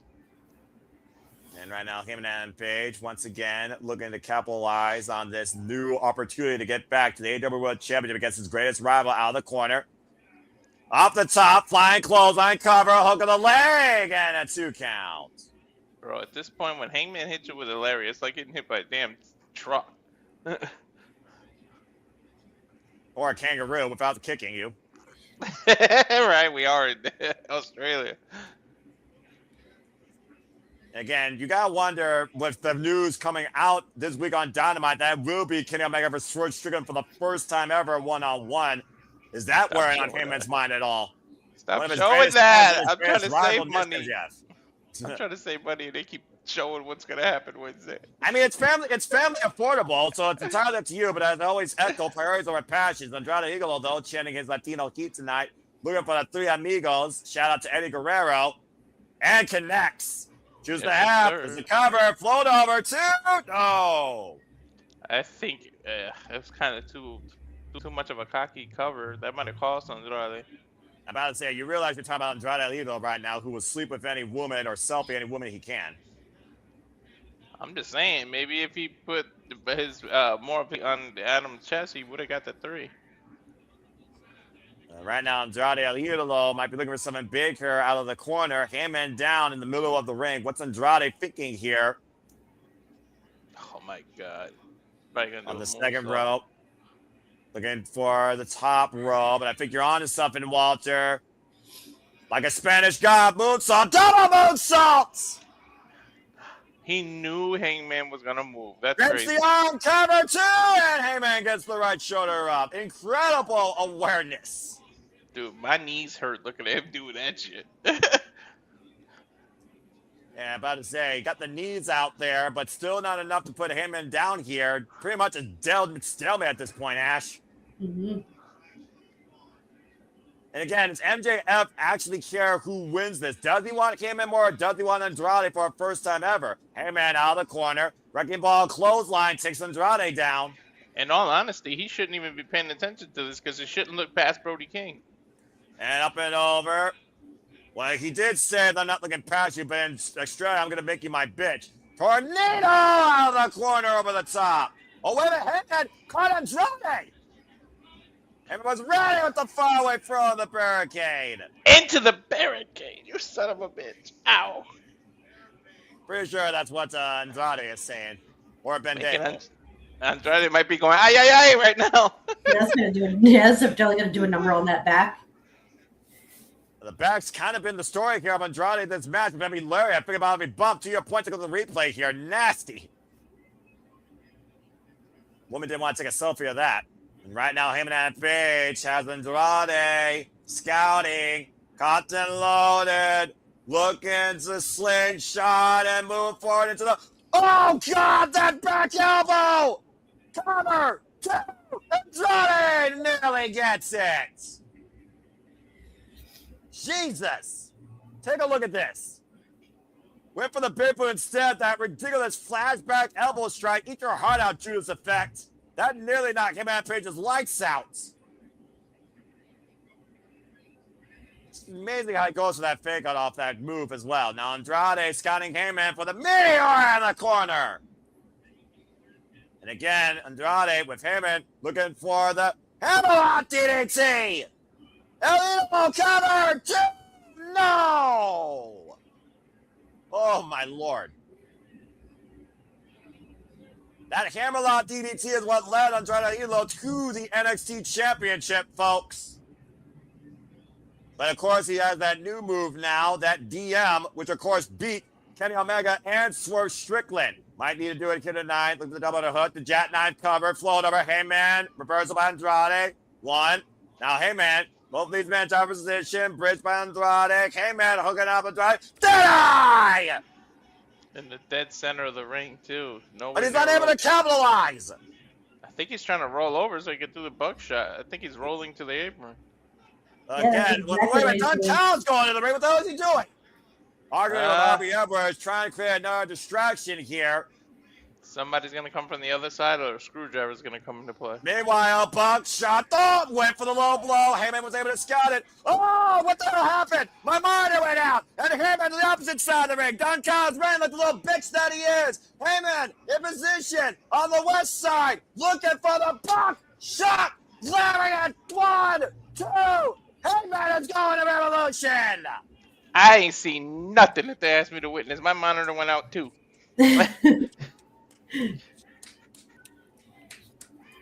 Andrade went for the low blow hat trick, and third time was not the charm. Heyman and Page has an AEW world title shot. Ooh, things are not looking good for the Don Callis family right now. And Heyman and Page now has to wait to see who he faces, Brody King or MJF. When is his title shot? Revolution? That's right. Again, still the kind of night, our main event, MJF versus Brody King for the AEW World Championship. And now we know Heyman and Page awaits the winner. Still the kind of night, talk about the Don Callis family, much to Ash's point. Kyle Fletcher defends the TNT champion against Mark Briscoe in a ladder match in their endgame. Kyle Fletcher versus Mark Briscoe 7. But coming up next, get ready for a shave and a haircut. Thomas Story, Storm, and Orange Cassidy face the Death Riders in mixed nail tag team match with this commercial break. Fuck television. I'm scared of this next match. Orange Cassidy's gonna look like a freaking orange peel ball. And then Yeah, if he's the one who takes the fall, that is, yeah. All right, I'm gonna say this real quick. We talked about Thomas Toy Storm going grotesque and being a horror on the silver screen. We talked about Little Yuta. He's overdue for a haircut and a half, becoming more babyface than the biggest babyface you could think of right now. And Marina Shafir, she might become more lethal of a military buzz cut. But you really, really expect there's a chance that Orange Cassidy gets his haircut? Dude's got the best hair in AEW. Come on now. Hey, man. It looked like one of those mini oranges on that smooth peel. Those All the mandarins? ones. Yeah. Tangerine, I think is what he's looking for, Ash. So that being said, well, Ash, Walter, there you have it. Hangman Page just handed Andrade Idolo his first singles loss. Oh, wow. Then it really would be a tangerine tango when he dances with Tony. Oh, bloody hell, will you stop it? Hashtag tangerine tango. Surrounded by idiots. All right, well, that being said, why don't we go ahead and bring you up to speed what the hell this match is happening, because y'all might be wondering what the fuck. This really goes all the way back to Blood and Guts when it comes to Thomas Torrey, Storm, Marina Shafir, since the Mega Problems embarrassed the Thomas Love Bombs, and of course, Toni Storm had to surrender. Of course, in the tournament, we saw Mina and Toni eliminate the Mega Problems from their chances of the Women's Tag Team Championships, and Mary Shafir has not forgotten. conflicts in the conglomeration, though, and the long-term case with Willow, Yuta, and Orange Cassidy, considering Willow was trained by Orange Cassidy before he betrayed the best friends, went into combat for the Blackpool Combat Club, and joined the Death Riders and John Moxley's Crusade. That's just a little bit of history there. What this really comes down to was World's End. We had Mixed Nuts Mayhem. And who won? Thomas Toni Storm and the conglomeration. Since then, this unique chemistry of Orange Cassidy and Thomas Toni Storm has taken people by storm on their screens, including these two yahoos below me, which is their own mixed chemistry right now against me. And we have seen these two so far, 3-0 in mixed tag team action. Why Marina Shafir with the Yuta? Of course, Shafir trains the Death Riders to a degree. They've also been in mixed tag combat. And Yuta is so damn sick of Orange Cassidy. Marina Shafir looks to smother and hold Mina Shirakawa tighter than Toni Storm. Damn. Not to mention, Marina Shafir has singles wins over both Mina Shirakawa and Thomas Toni Storm. Knock them both the fuck out. Now we come down to this, where someone is going to get embarrassed and get a long overdue shave and a haircut. So again, folks, who you want to see bald, do your Photoshop, because one of these four people is about to get a haircut down under in Australia. And in my opinion, it couldn't happen to a more uglier man. Ash, what are your final thoughts when we get back into action here? Because this is it. I think Marina's getting the pin. She's going to get that buzz cut and be more scarier than ever. Good Lord. Oh my God, I'm afraid. That's almost as lethal as when Minoru Suzuki got his head shaved at Wrestle Kingdom 12 against Roki Goto. Yeah, that just made Minoru look way more scarier. Shout out to the first test, by the way, for a theme tonight called Speed for AEW Grand Slam Australia. If we go back inside the arena here in Cindy with the band, 3-time award-winning musical artist is Speed. You can follow them at Game Called Speed. As we're about to get freshly squeezed. You ready for this? Mixed Nuts Mayhem, folks. Here we go. I'm so scared of what this is going to be. And for Orange Cassidy, it's whatever. Let's not forget, Thomas Toni Storm was the one that called out this challenge after Willow Yuta threatened to cut Orange Cassidy's hair. Yuta is due for a haircut, though, like you said. I would say he looks like the friggin' head of a mop. Orange Cassidy currently 3-0 right now this year alone. And spotlight, please, for our timeless wonder of all elite wrestling, timeless Toni Storm. I need them to come up with a double team move and call it the Tangerine Tango. Will you stop that? And of course, the last time we were here, Ash, it was 1 year ago with the Glamour. Mariah May defended the AEW Women's World Championship, and Timeless Toni Storm won that title back before killing the Glamour once and for all with a Hollywood ending at Revolution. I'll give you this. At least this isn't WWE where they force you to lose in your hometown. So Toni might still get away. I mean, to your point, though, it's also been good for Australians. Harley Cameron did win, but then Lena Cross laid her the fuck out. I just can't picture beautiful Toni with no hair. No, don't do it. Well, that dark symphony you love to hear so much, Walter, may make your worst wish come true, because, Cindy, you got a problem. The problem. This is going to be weird. Just straight up weird. Bro, so weird. Again, you talked about before how Marina Shafir scares you already, Walter, considering the type of competitor she's been since being in ring in AEW. And Toni ain't gonna sit still for no hair, because if she loses, she's gonna end up being locked in Mama's milk before being sat into the chair. Well, to your point, we saw Mina Shirakawa smothered in Mother's milk. Wait a minute! Orange Cassidy and Toni Storm immediately taking it to the audience here. They ain't going to waste no time, especially what happened this past Wednesday night. I almost forgot to add, this past Wednesday night, they gave Mina Shirakawa a forced haircut in front of Thomas Toni Storm, who couldn't do nothing because she was in a balcony seat. Yeah, after they locked her in their mother's milk. And you don't touch Mina Shirakawa's hair. You thought Thomas Toni Storm was pissed off before. You can imagine how outraged she is tonight, Ash. No kidding. The delicate, glamorous. This is technically a regular match, right? Like in the ring, regular one fall. The tornado tag, but nonetheless, it is a tag match, and Marina Shafir is taking a drink. I'm about to say, the audience helping her. Stirred it. About to say right now, we're up high in front of the All Elite Fleet. Open palm strike by Toni Storm, record-setting 4-time AEW Women's World Champion. And Willow Yuta trying to choke the life out of freshly screened Orange Cassidy, record-setting AEW 2-time international champion. We talk about how valuable women's hair is. How valuable is Orange Cassidy's hair? So, well, we got one single cut now. It's part of his whole gimmick, pretty much. I almost wonder if this will be false count anywhere. You see the referee is in the audience here, trying to restore some law and order. Open palm strike, Marina Shafir. Looks so weird without his hair. It's just like no. Yuta does have a bit of a bald spot in the middle of his head, so it might be he wants to cut his hair. Yeah, I'm about to say, what a forced way to a haircut, though. When Bryan Danielson had his haircut, at least it was donated to a better cause. With a Yuta right now going after Toni Storm and Marina Shafir are still fighting. Again, this is mixed tornado tag, and here in AEW, the men are afraid to fight the women and vice versa. And what the hell now is Yuta trying to do with Toni Storm? I'm scared. They're too close to he's the gonna try to put it through that table. Uh-oh, no, it looks like a pile driver! On the casings! They're so close to that lighting fixture, too, and she fell off. Well, this man literally turned into a handicap now. Willow Yuta very happy with his work as Toni Storm is lights out. Toni might have been pile driven out of this match.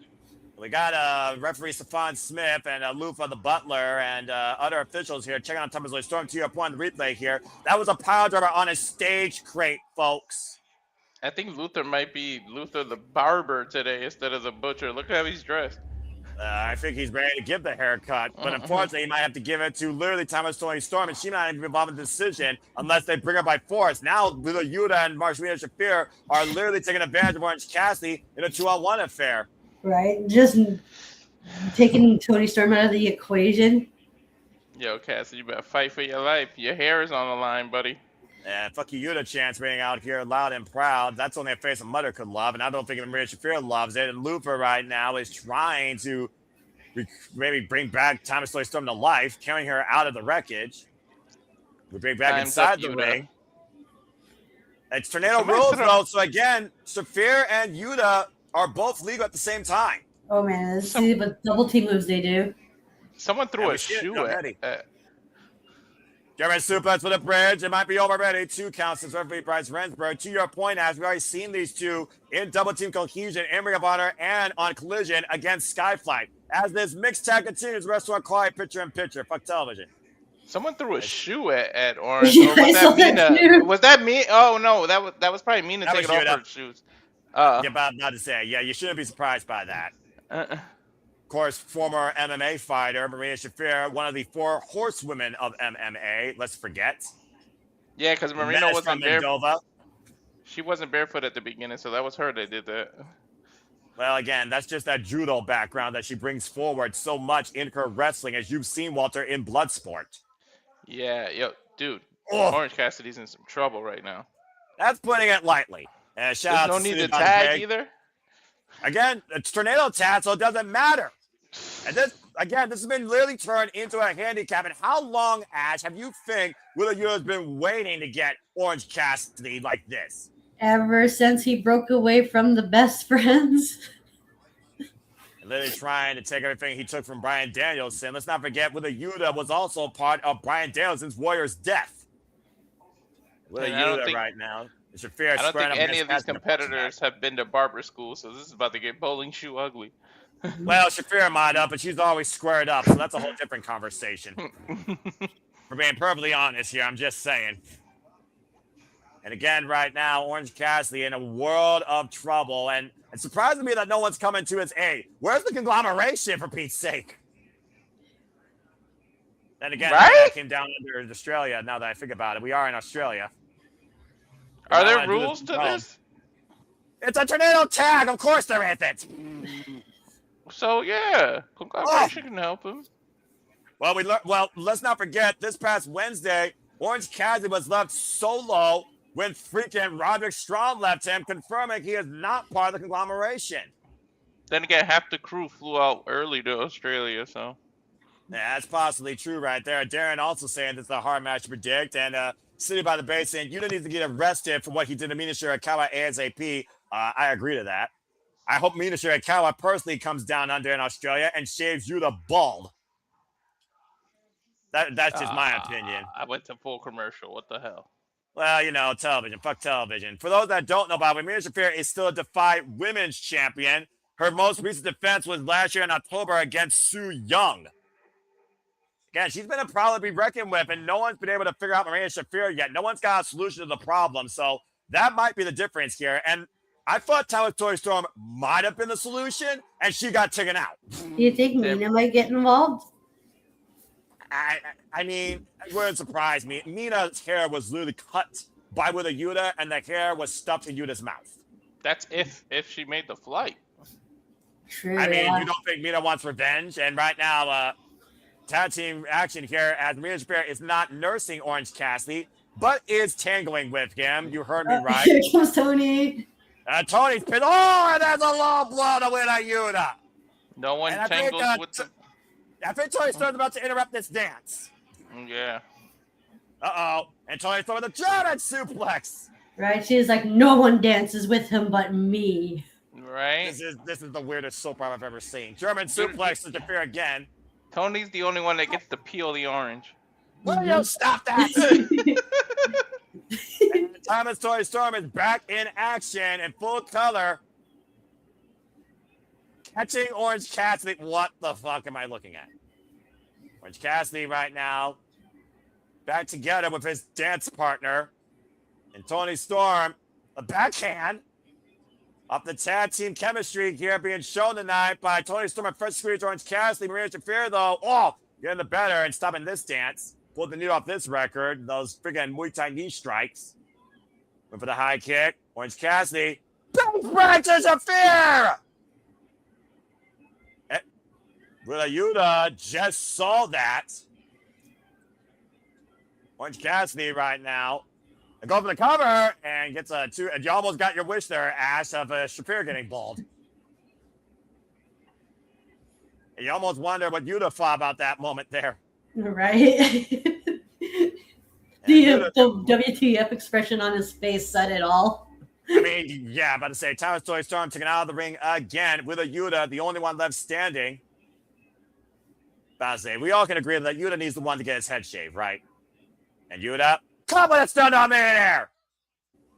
And Yuta, though, with the rebound there. Orange Cassidy scouting it, though, up and around into the implant DDT and a kippa. Orange Cassidy is something else. I don't care what anyone tells me.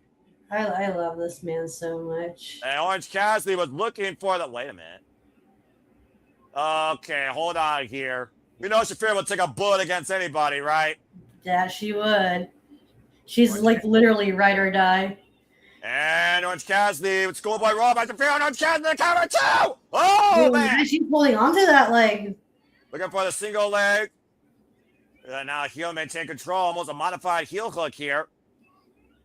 And again with a Yuta now coming in. Oh, and here comes Toni. And Toni now with the crossface chicken wing. And now Bryce Remsburg has to watch both submissions here as one of these two men might get their heads shaved based on who taps out. And now Shafir and Toni Storm both with a decision. And Shafir lets go of Cassidy while Toni Storm lets go of Yuta. Oh boy. And Toni Storm's been waiting for this since getting knocked the fuck out by Shafir with that toe kick. Right, it's both of these women are just gonna slug it out now. I need more of this, honestly. And right now, second elbow strike. Shafir said I needed to do better. Open palm strike. Oh man, there's that toe kick. I don't know if I would want Yeah, Toni just about cracked her with a headbutt. Oh, the psycho knee by Yuta to Toni Storm, and the cover on Toni. Oh, here comes Orange. Orange Cassidy with the save. I don't know if I would want to visit a barbershop ran by any of these people. Oh, he hurt his ankle. About to say 2 count there for Willow Yuta. Yeah, Cassie's ankle is shattered. Yeah, well, wasn't for that intervention by Orange Cassidy, Toni Storm would have became bald, hairless. From timeless to hairless here. Can she have another? Can she even afford to have another cycle breakdown? We've seen Toni have breakdown. I mean, we saw what happened when Cody Rhodes was grotesque when he was no longer dashing, so I wouldn't rule it out. That being said, with a Yuta right now in control of Orange Cassidy, might be setting him up for Southern Hero as Shafir. And Shafir Orange is fighting off. fighting off the world right now. Back elbow strike. Wait. Oh, oh, Yuta just recycled in Shafir! Uh-oh, Yuta may get a haircut. Tope Suicida watch Shafir further away the entranceway, and Tamasori Storm with the German suplex to win a Yuta, and it might be time for a close-up before a haircut. Lights, camera, action. Hip attack in the corner. The orange right into the what's the pile driver called? Zero. The cover. Shit, he was getting his hair shaved. Another bold Japanese man. Long overdue for this hairy wreck. As Timeless Toy Storm preserves her long blonde locks, and Orange Cassidy remains with the coolest hairdo in AEW. Ladies and gentlemen, with a Yuta, time for a haircut. Shave his face too. I love this pairing. I hope they never split up. I told you. It's the orange and the peel. It goes together. Congratulations as Bryce Rensburg holds up the hand of Timeless Citrus, Timeless Toy Oh, Storm. look, Mina. Oh, hello, Mina. I like the bun look, by the way. Come on, it's the orange, the peel, and her real husband's name is Juice. It just goes together. That's true. Yeah. The thing is, though, Mina Shirakawa wasn't sure what to think of these two as a duo right now. And again, Bryce Rensburg is reminding Yuta, you decided this match. You have to honor the commitment. And Luther's already in a barber's outfit. Look. Again, I like the mustache. He's got the mustache, too. He's got the old school Italian Brooklyn barber. Get the haircut down near the You have to sit in the seat. Safety first. Of course, Yuta is not going to honor that. They're going to put him to sleep. But whether Yuta rather literally go out of this building or rather lose his job than lose his hair tonight. He's saying we could do it in the back. He doesn't want to do it in front of everybody in the TV. Well, I mean, hey, it's him or it's his job. I mean, it's up to him, I guess. It looks like no one's going to stop with a Yuta from Oh, wait a minute. John Moxley. You got on, or he's telling them? John Moxley does not appreciate failure. He's a bald guy. I mean, hey, the bald look can work. He's telling I'm bald. Shit, works for me. It really does, honestly. Even John Moxley understood what happened here tonight. Damn, Mina look good. Yeah, she always looks good. That just goes without saying. Back inside the ring. I still want the bisexual brawl. And Shafir is also here as well. Shafir accepting defeat. Or make it a bisexual battle royal. And we've heard the "You Deserve It" chant many a times here in AEW, and it's never been more politically correct than right now. Marina's holding his hand. From cutting Mina's hair on Wednesday to Mina Shirakawa cutting his hair on Saturday. And Mina gets the first clip, and she is not being gentle. No, not at all. She's just like really getting in there. She wanted that revenge. Revenge is sweet. Hey, getting a haircut might revitalize your career. Look what Great Khan did what's his name in New Japan. I mean, that's true. John Moxley cut Great Khan's ponytail at one point, to your point. Yeah, it worked for Shota Umino. It worked for Minoru Suzuki. It could work for Yuta. Yeah, exactly. You know, just think of it as a new beginning. Exactly. And just stay still, buddy, as Orange Cassidy's got the clippers. Oh, my God. I hope there's a real barber on standby to help fix this dude's edge up. And we might have to take a commercial break here to clean up the hair from the ring, folks. Wow, look at that scalp. Orange is not doing that too bad of a job. Bro, he's got a 1 on that clipper. That's bald. He's got a 1 on it. As someone who just got a haircut at Lady Jane's Haircuts for Men this Friday and literally had a 1 everywhere and finger length on the top, I completely agree. And now Luther is going to finish the job. I just got a haircut too, new glasses, everything. I'm long overdue for a haircut. I'm gonna wait until the snow melts and gets warmer before I cut my hair really short because I'm Ash, well, Ash, in my opinion, you have the most lovely hair right now in the Super Studios. Thank you.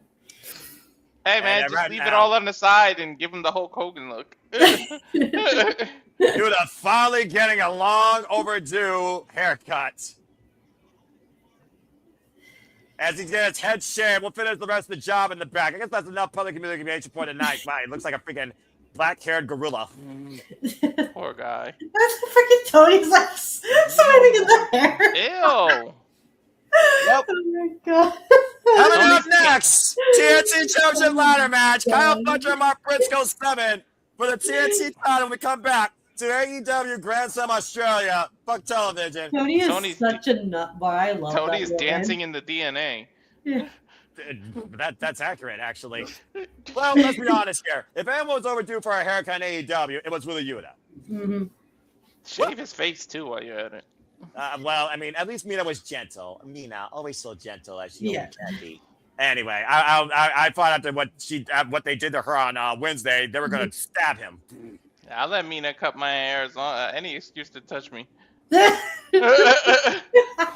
you be sensible? Bloody hell.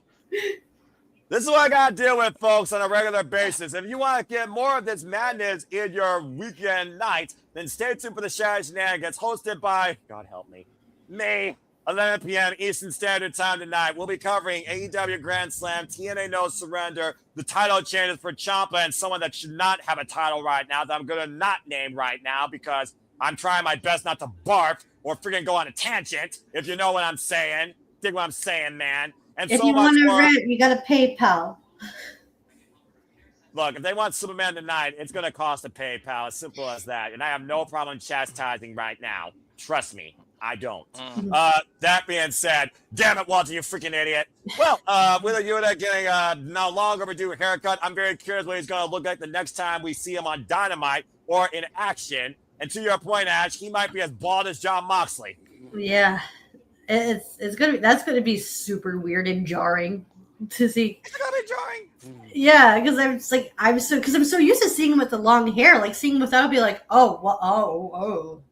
Hey man, knows? Claudio's bald, Moxley's bald, now Yuta. Yeah.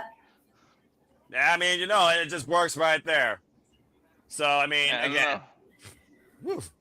All right, well, as we got a moment to breathe here, Ash, what do you plan on doing here in the near future on your channel, or have you have any foresight towards what you want to do? So I'm gonna get around to doing my New Year's Dash recap once I get around to watching it, and put that as a double feature with the Osaka show because there's still like a couple of matches because even though there's like the build up to Osaka, I've noticed there's some matches that build up to it that I would love to talk about, especially going on the junior tag team side of things. Right. And I got some stuff planned for WrestleMania that I was originally going to do this month, but I'm working on the script, and that's going to be reserved for March now.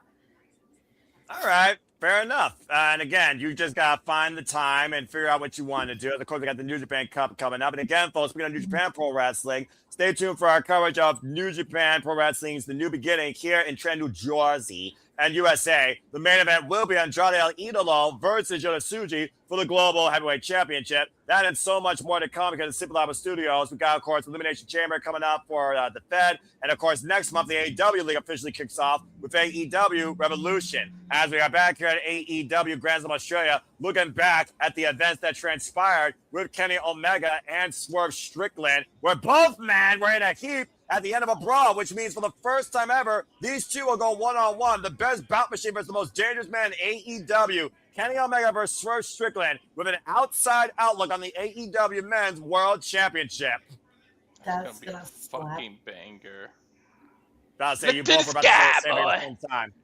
About to say, you want some about bangers, here's something that's going to be a thriller. Let's go ahead now and move on. It's time for our TNT Championship ladder match, our semi-main event. Here's the former champ, Mark Briscoe. Let's see if he gets the hero welcome, Kyle, that is. Yeah, that's a good point. And as far as Megan Bayne, she is a first ballot future AEW Women's World Champion. Oh, absolutely, yeah. I would love to see that honor. Kenny needs another world title, in my opinion. The biggest name of the last 25 years to never compete in WWE. That's accurate. Mm-hmm. I mean, especially because we don't know how much time Omega has left. Yeah, very true. As again, he wants to get one last chance to prove to himself, can he still be champion? In the meantime, Mark Briscoe's going to become a 2-time TNT champion. And of course, this is Kyle Fletcher, Mark Briscoe 7th. The record stands 3-3. And this will be the third match over the TNT title alone. Let's hear the pop. Let's find out if the Protostar gets that hero's welcome.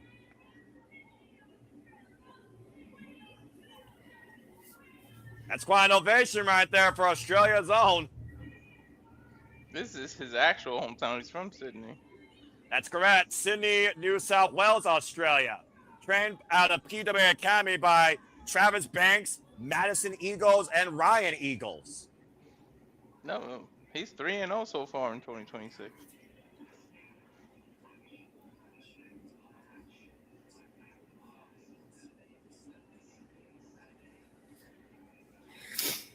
As you see right here in this exclusive, Kyle Fletcher asked Kazuchika Okada to not get involved in the match tonight.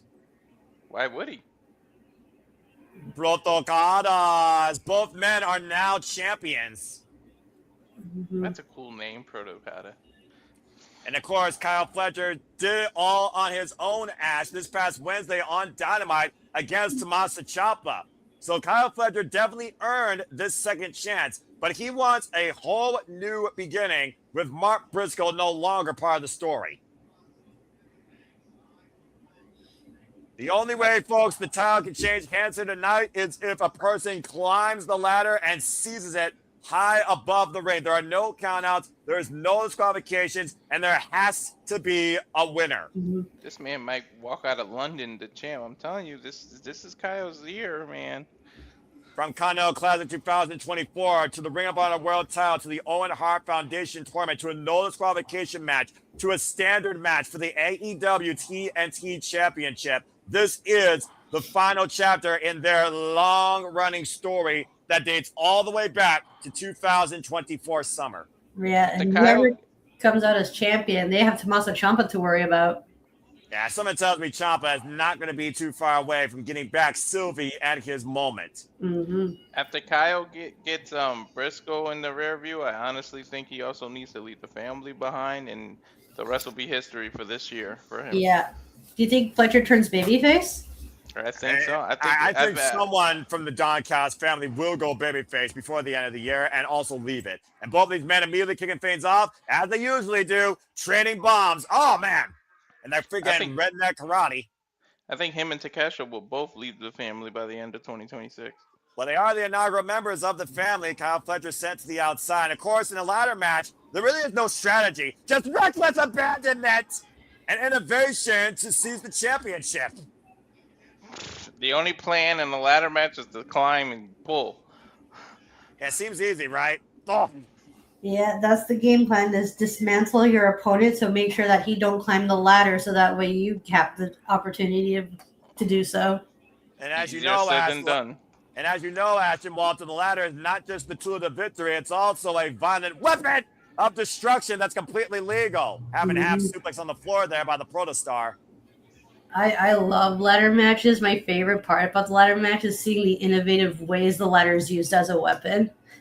I'm sure Kyle Fletcher, in his young uprising career, breakout star last year in AEW as well, let's not forget, not even 27 years old yet, has all sorts of devious intentions tonight in this ladder match.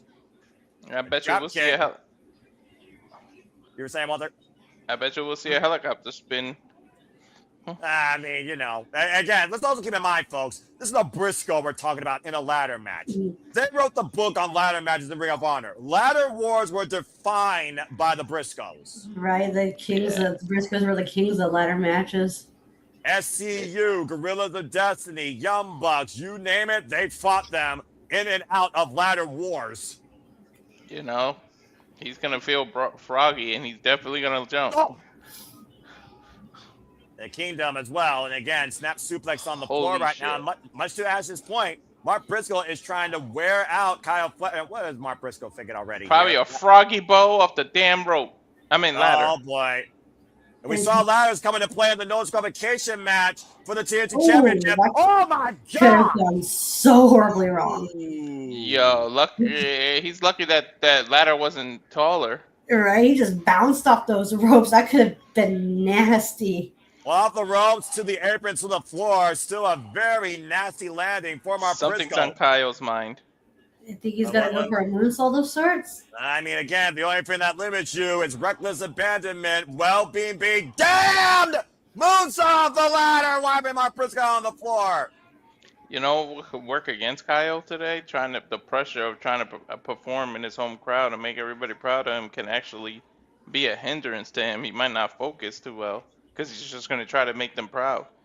Well, he's trying to make them proud or himself proud. The pressure the Protostar puts on himself since he broke out from Will Ospreay's shadow and his identity and opinion. Again, that was a nasty, nasty beat off that ladder. Kyle Fletcher has really come into his own, and it's given mixed results. The thing is, Kyle can normally give a damn what the crowd thinks of him, but I'm thinking here in front of his hometown, I think he's going to try to feed off of it and might try to do too much, so he has to be careful. There's a palm strapper cut there by Mark Briscoe. Mark Briscoe off the ropes, preventing collision in the ladder, and Kyle Fletcher, though, as Mark Briscoe hoisted up and low darted into a suspended ladder in the corner. Yo, literally at the tip, that thing went flying. Yeah, he was just about to like pop an eye out with that. Bullseye with Mark Briscoe's head. Yep, if this was darts, that was definitely a damn bullseye. And now Kyle Fletcher taking in his hometown, much to Walter's point right now. Very pleased with his work so far. First 72 Fisher one-on-one, folks. Again, look at the replay here real quick, though. Watch the way Mark Briscoe's head collides into the top of that ladder.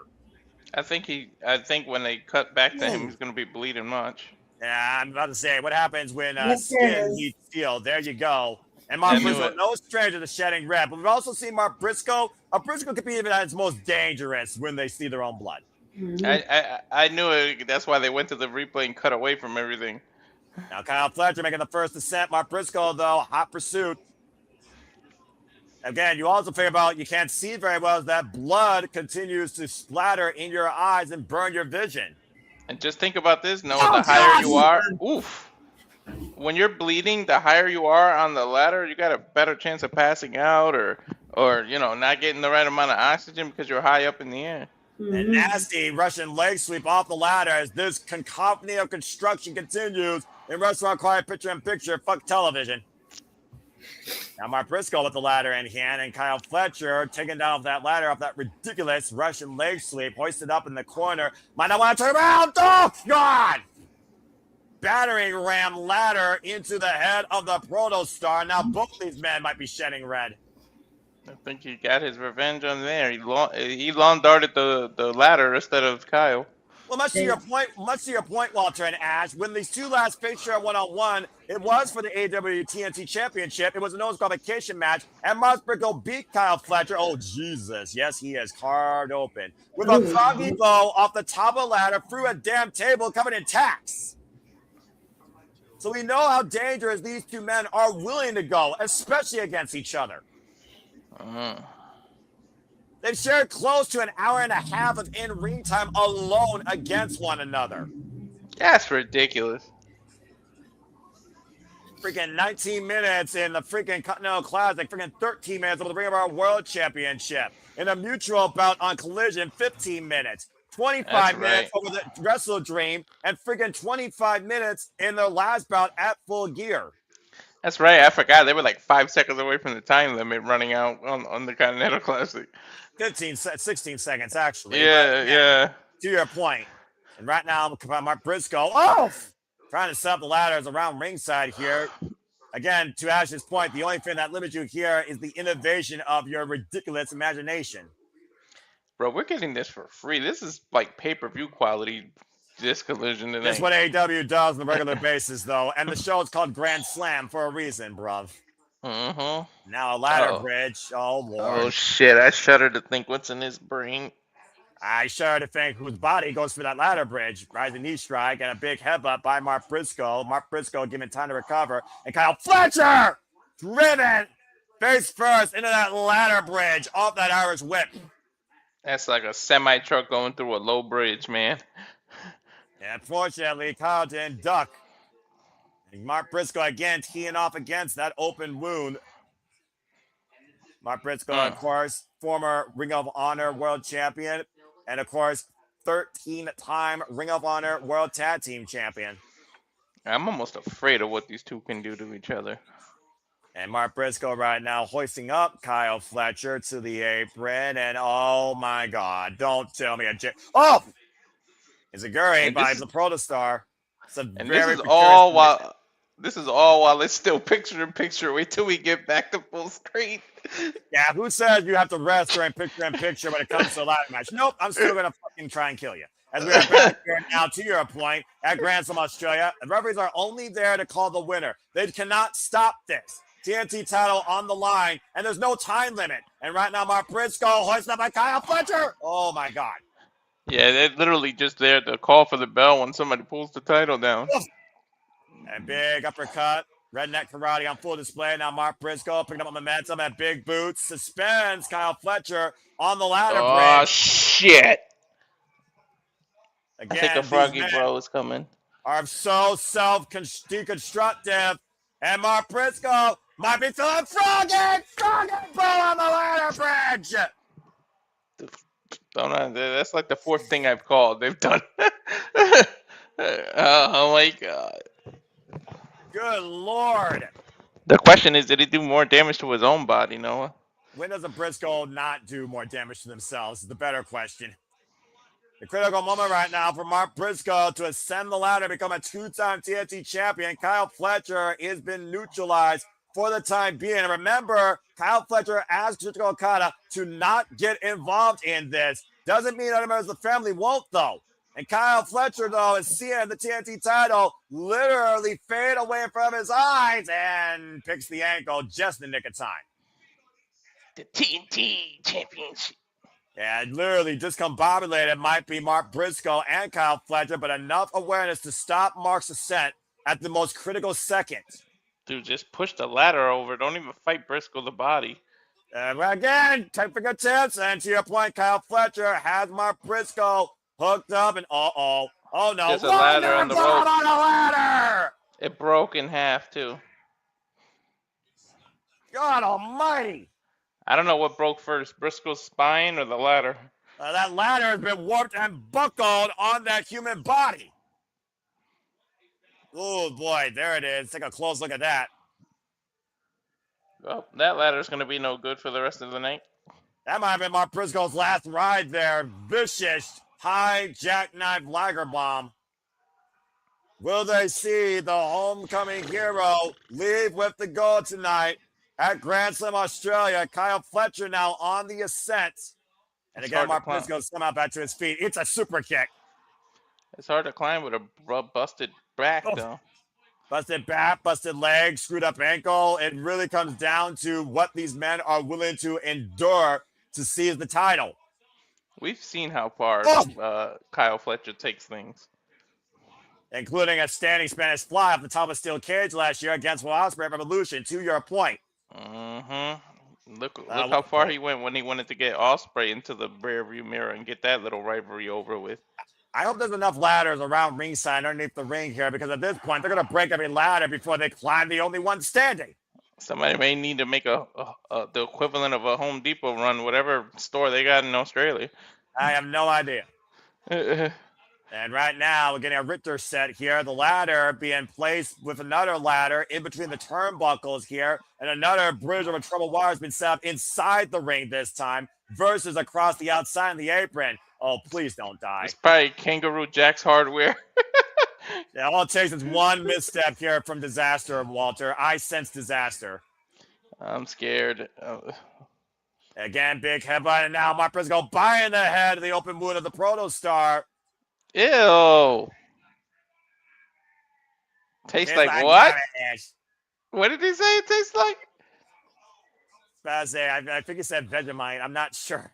And right now, Mark Briscoe teeing off the midsection against Kyle Fletcher. This is extremely scary. Now Fletcher, the audience chanting what I'm saying, please don't die. That is a very unsteady ladder. And Mark Briscoe might be looking to hook Kyle Fletcher for a J Driller on it. On the suspended ladder bridge, Kyle Fletcher plays J Driller for the ladder. Jesus Christ!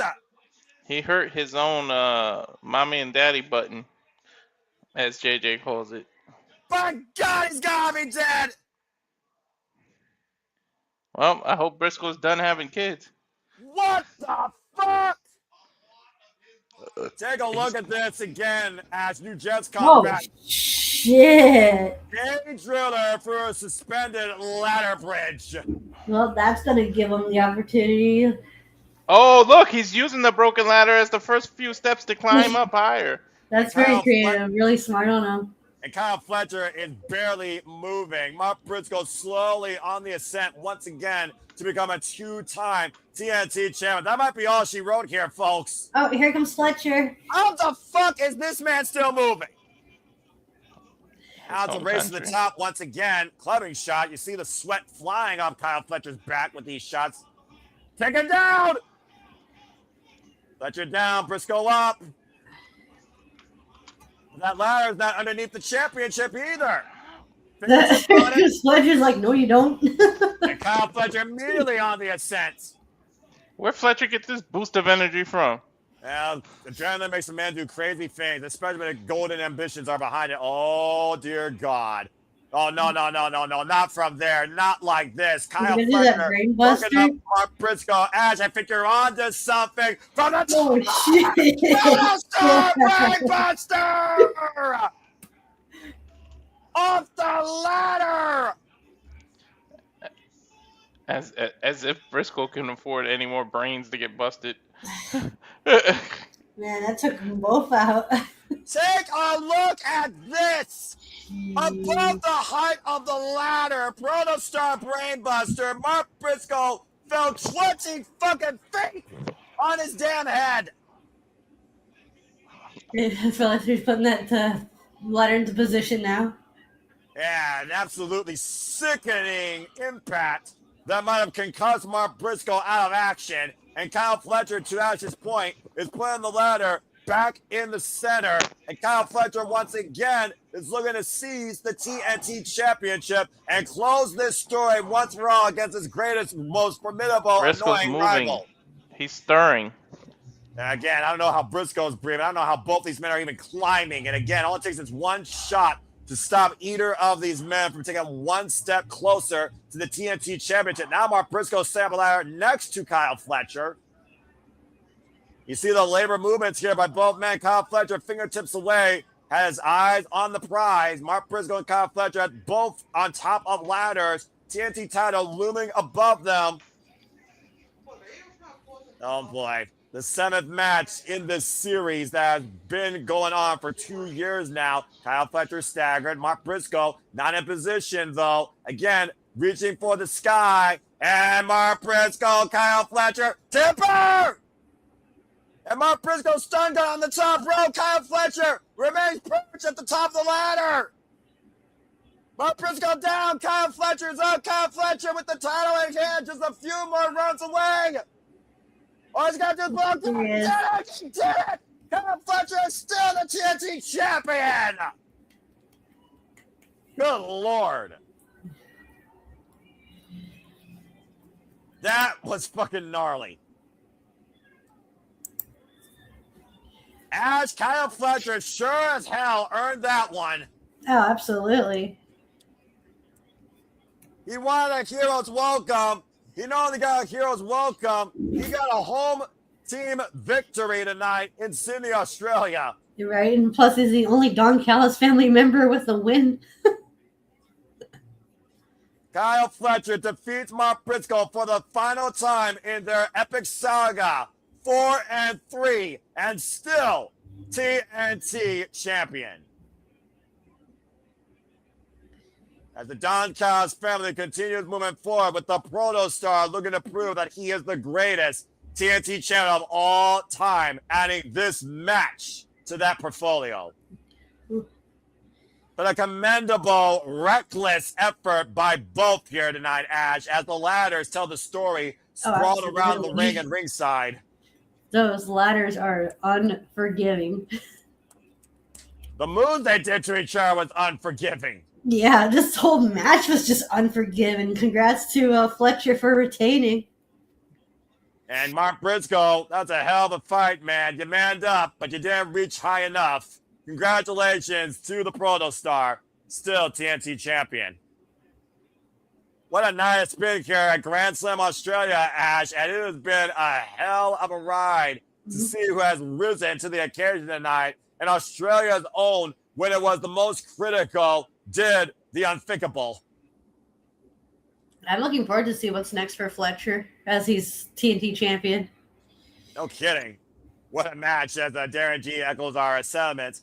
Well, folks, as we get ready for our main event, just to recap, Konosuke and Cassidy and John Moxley went to a 20-minute time limit draw. John Moxley is still the AEW Continental champion, but he got laid out by the Alpha post-match via power drive knee and a raging fire. So clearly the rage for Konosuke and Moxley is far from over. I look forward to the next time these two have a one-on-one encounter. We saw the Bears of Wrath were able to hold on to the gold against Team Megabad, and Lena Cross has arrived in AEW, wiping out the champions afterwards. Hangman and Page was able to outsmart Andrade El Idolo to the low blow, hit a buckshot later, and is now moving forward to AEW Revolution. Willow Yuta finally got a long overdue haircut after being pinned by timeless Toni Storm. And we just saw Kyle Fletcher continue his legacy as a two-time TNT champion, surviving that ladder match against Mark Briscoe. But now it all comes down to this. It's man at time at Grand Slam Sydney for the AEW World Championship. And here comes Brody King. Brody King's first ever chance, Ash, at the AEW World Championship. Oh, wow. Former Trios champion, former AEW Tag Team champion, but has never had a chance for the AEW World Championship. Of course, earning this opportunity, pinning MJF in Las Vegas in that Eliminator match. MJF looking to make a statement, though, before heading to Revolution against a very familiar foe. Has Brody King ever won a singles title? No. This is his solo one and only opportunity right now. Interesting. For the world title, yes, he has had previous chances for the AEW International Championship, but he's never won singles going AEW. Meanwhile, here comes, he's better and you know it, Maxwell Jacob Freeman holding the Triple B, two-time AEW champion who's already defended that title in and out of AEW successfully. And this heat with Brody King really picked up after MJF tried to embarrass and unmask Bandito after a commendable effort. Our main event is up next, folks. MJF, is he going to Revolution to take on the Cowboy, or does Brody King give us an upset? Main event after this commercial break. Fuck television. It's one of those things also, though, where MJF has already defended this in independently limitless wrestling, where, of course, Busted and the Brain were signed to All Elite Wrestling. And ever since MJF is holding on to this goal for the second time, he's got a huge hit list of challengers in his sights. But after being embarrassed by Brody King, Currency, and Hangman Page, tonight he's not looking past Brody King, but he's looking to make him his bitch. Mm-hmm. Now, yeah, MJF has MJF is not only is he proving that he's like a fighting champion, taking that title everywhere, but he's got like a who's who of opponents lined up for him if he does retain tonight. Yeah, and it's one of those things also where we now know, Ash, if he defends the AEW Championship successfully here, his Triple B, he has Hangman Page waiting for again next month at Revolution. And those two had a match at Revolution last year. Did he have another match at Revolution?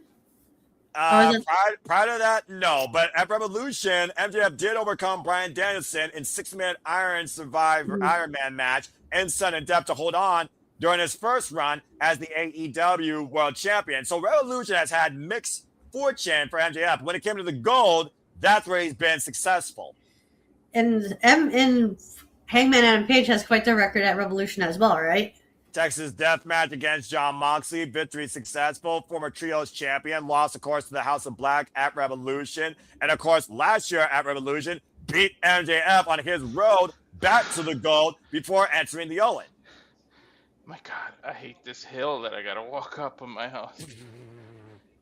Dude, it's literally like half a mile to the driveway. Hey, welcome back. You're in time as we're talking about the main event here. So why don't you go ahead and share your 2 cents on this match? Oh, Brody MJF is gonna have to survive, not just win, because Brody King is a man on a mission. Although I think MJF is gonna win and retain. I think he might run the gauntlet between all these people that are gonna end. I know they're doing this tournament that Hangman just won, but I think eventually he's gonna end up defending the title against every single participant that was involved in that. Yeah, So I think MJF is gonna win. Of course, we talked about the people again that are out of the tournament, out of championship contention for now, including one Swerve Strickland, who has yet to face MJF here in AEW ever in a one-on-one match. Kenny Omega, former longest reigning AEW World Champion. MJF overcame Kenny Omega during his first run to surpass Kenny Omega's run. 406 days. MJF, of course, holds the record. And much to what you talk about also, Darby Allin is also trying to get to the top of AEW, but he's got to deal with a madman right now that's not a Death Rider before he can get there. And, of course, his first defense so far was against Bandito successfully. Of course, the running brother and still reigning and defending our world champion. Of course, one half of Brodito when Brody King and Bandito had the gold. Let's go down to our kitty for our main event introductions. Man, time flies in AEW, man. When they put on good-ass wrestling, man, you don't pay attention to the time. And shit flies by.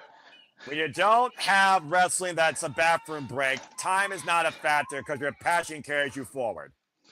Mm-hmm. Big match feel.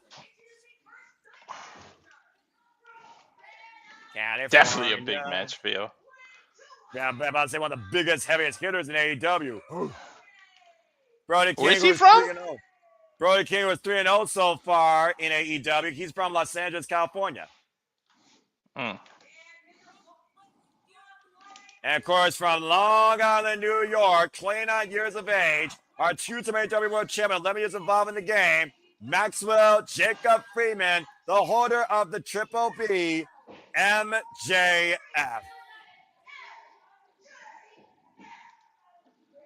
No flag. And he's better than you. And you know it. And he's proven it time and time again. Of course, the last time we saw him and Brody King choked him out and gonzo bombed him into oblivion. You can talk all the shit you want about how cocky he is and how he's an asshole, but he goes out and proves it night after night after night. You got to admit that. When you're actually trying to write checks that your ass can cash, MJF is the definition of that. Yeah, he's a fighting champion, all right. The bell rings and we're underway. To your point, this will be his third defense of the Triple B. After overcoming Alec Price and also overcoming Bandito since winning the AEW World title last year at World's End against Samoa Joe, Swerve Strickland, and Hangman Page, pinning Samoa Joe, the man that first took it from him, as MJF immediately goes to the outside into the Sydney Australian audience. As only he can. Well, so far, this match is longer than the Eliminator, Ash. Sorry? This match is longer than the Eliminator. Yeah, I was surprised by that. They had Brody squash him. Oh, okay. I mean, that's one way to make Brody King look dominant. Well, yeah, when Hangman Page is the scourge of MJF's existence, what do you expect? And right now, kind of a tie-up here as we get things immediately underway. And of course, Brody King is the heavier, more powerful aggressor that MJF is going to have to outsmart and out-technique tonight to leave still AEW World Champion. And don't forget, Brody King is agile too, because that boy can flip. And running cannonball in the corner. MJF is very well aware of that. Kick to the midsection, though, as MJF looks to neuter this dog tonight. Side headlock applied. They got to follow up that game crazy-ass ladder match, though. Well, it's the cornerstone of AEW, the AEW World Championship. Swing and miss, and right now, MJF outpacing Brody King. Swings out the back door. Brody King pushed up the ropes. O'Connor roll denied. And going on. And watch out on the lariat! That's a big left. Dude. What a left hook. Mm-hmm. Dude, that's a huge man. Every time he get hit, it's like crashing into a wall without the seatbelt on. And that's like getting a frying pan to the chest. Referee Bryce Rensburg for this contest. Brody King is a big hoss wrestler. 6'5", 284 pounds. Uh-oh. Oh, God. MJF getting a tan tonight. Just getting the wind knocked out of him. And Tony Schiavone, a masochist, saying one more time. If MJF survives, dude, he would have really deserved and walked through hell just to survive. Overhead military press slam delivered. Right. And, you were talking about bowling earlier. Is it me or is this kind of one-sided right now? Oh, And a right to the cannonball! gutter. Right into the gutters. As MJF was able to slip out of the way, seeing his life flash before his eyes. I still can't believe you guys don't do 5-pin down there. MJF is more defensive than offensive right now. Well, he needs to He be kind of against has to this big against man. the big man. Well, I'm about to say he's got to neutralize the big man's power, and that's a great way of doing it. As he goes after the legs, and of course, you take out the base, it's hard to stand for Brody King, and it's hard to exert all of that forward momentum that he loves to do with those lariats. Plus, take out- Oh, sorry. You take out the foundation, the house will fall. I was about to say that. Yeah, that Well, of course, we know eliminates his mobility. MJF has that Fujiwara armbar. We don't know if he has a leg-based submission. Mocking true, him, yeah. telling people to suck it. MJF loves to run his mouth, loves to jaw jack the audience, loves to get into his opponent's head. He wrestles so psychologically. And right now, trying to break Brody King down and looking possibly for a single leg crab. MJF was pointing to his down under. Again, Brody King, though, way too powerful to keep down on the mat right now. Just clubbing away at MJF. Brody trying to fight through the pin right now. And am I trying to hoist MJF up? MJF able to escape. On a chop block. Yeah, man. Say what you want. He's had smart strategy trying to go after the tree trunk. Oh, wait a minute. He's using the kangaroo kick. No. He ain't gonna do that shit. He's teasing the crowd. There's no way that's going to hit tonight in Sydney. Back to his fin on Jeff. Kangaroo drop kick and a kickbox. Shit. Oh my gosh. This guy's as narcissistic as they come. And that is undisputed. He's got reason to be, though, if you think about it. I know, but it doesn't make it any less annoying or intolerable. MJF right now looking to go off the ropes with a tope and Cena driving Brody King into the barricade. This is the great thing about a heel like MJF. When you talk that kind of shit and you can back it up, man. When your word is just as good as your promos, then there's no denying you. An up and over sunset flip, unable to take Brody King down, breaks away the grip, and went for the senton. MJF again able to outpace Brody King. There he goes working on that leg again.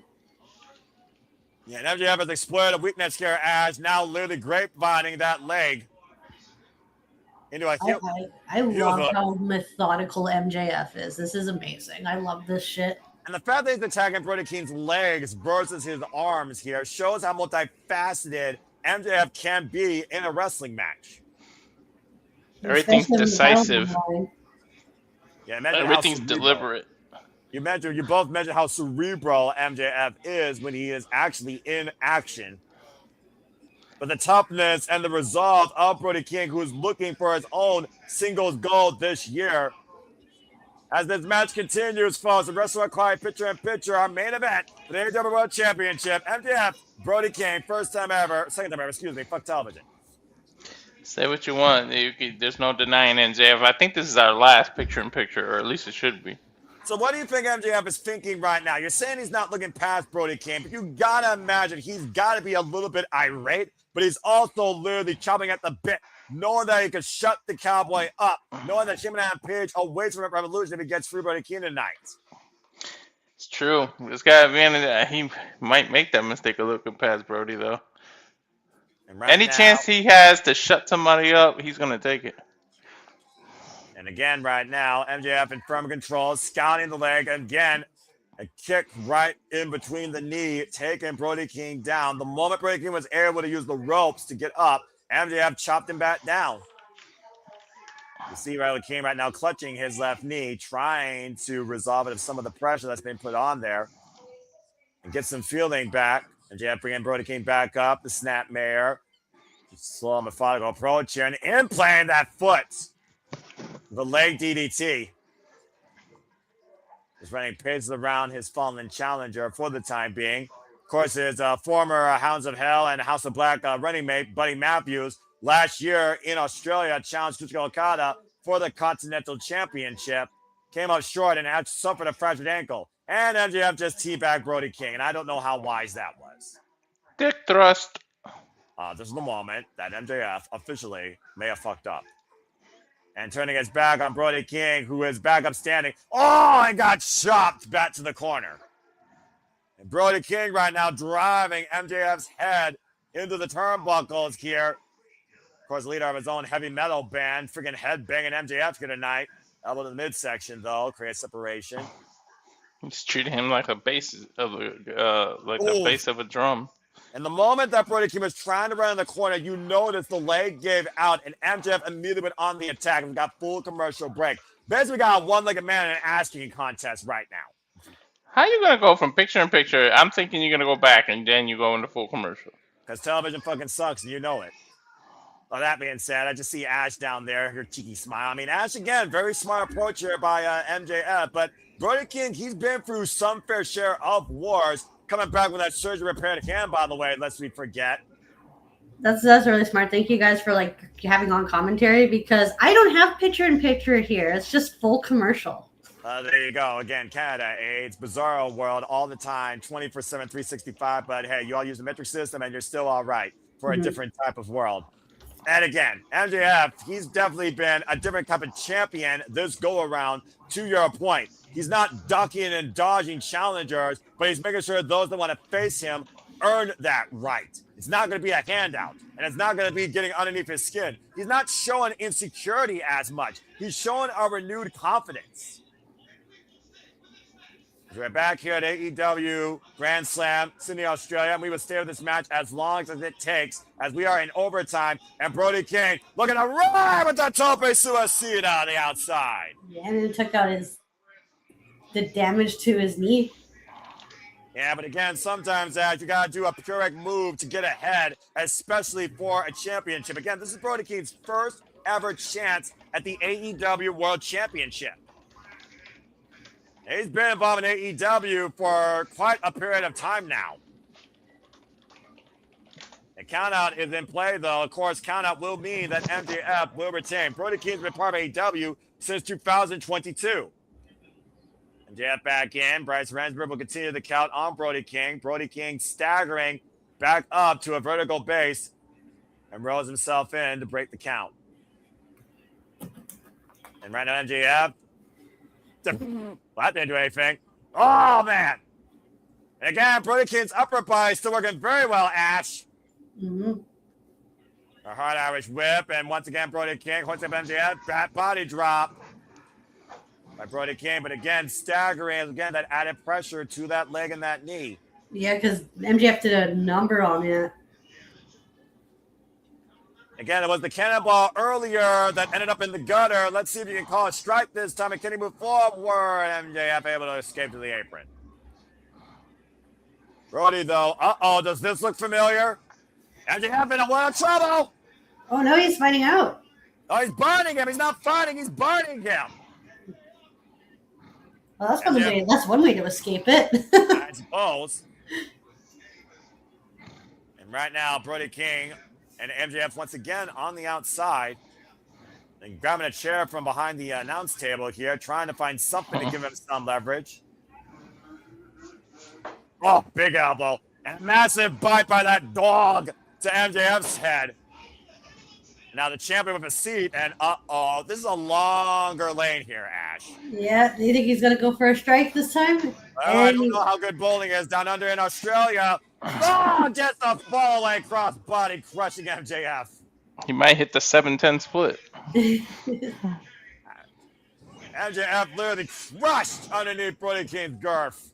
I think he hit his own knee, though, against the chair. Yeah, that's a good point, though. As you see Brody King immediately grabbing that knee, and both men right now are down the outside. And Bryce Rensburg starting his 10 count. Brody King rising back up to his feet, though. Count up to 4. Brody down, but not out. MJF the same. MJF sent back inside the ring. Let's see a third time's the charm here, possibly. Cannonball, probably. Let's see if Ash can actually call the strike this time, because I think MJF is set up perfectly in the corner. And can that leg hold up? Again, trying to get some feeling back in that knee. And the cannonball connects. Ew, Fred Flintstone style. Dragging the spinner into the cover. 2. No. MJF survives the onslaught. Whew. A little bit of pain and frustration coming out of Brody King off that one, considering how much that might have hurt him in the long run. Right, that leg is not going to be any favors. No, especially like how much work that has been done on that leg all throughout the match. And that knee, too. And MJF, though, again, down and out on the mat. Still very dangerous here. Brody King cannot let up here. He's in the driver's seat. Might be looking for that Gonzo bomb. And MJF to skip again. Rear naked choke apply. And sleeper of his own and literally jumping and grapevine the body. And Brody King falls down to the canvas now. This is the way he beat Bandito. Let's forget, via referee stoppage. The sleeper fully in play here. That forearm deep underneath Brody King. Brody King might be out here. The arm goes down once.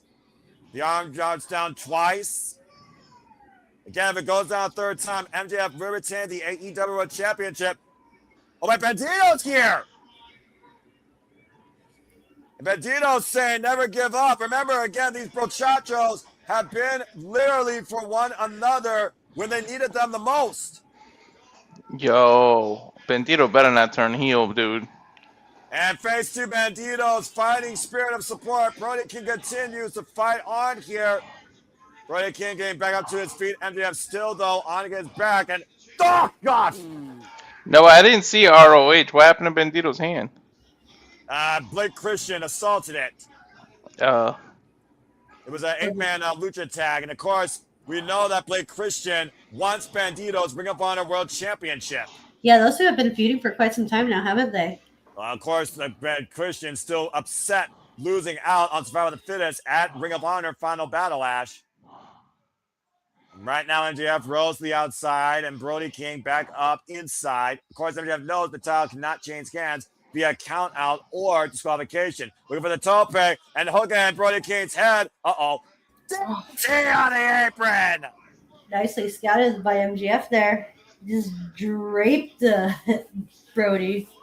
And it might be dead weight here, and we know MJF will take a count out.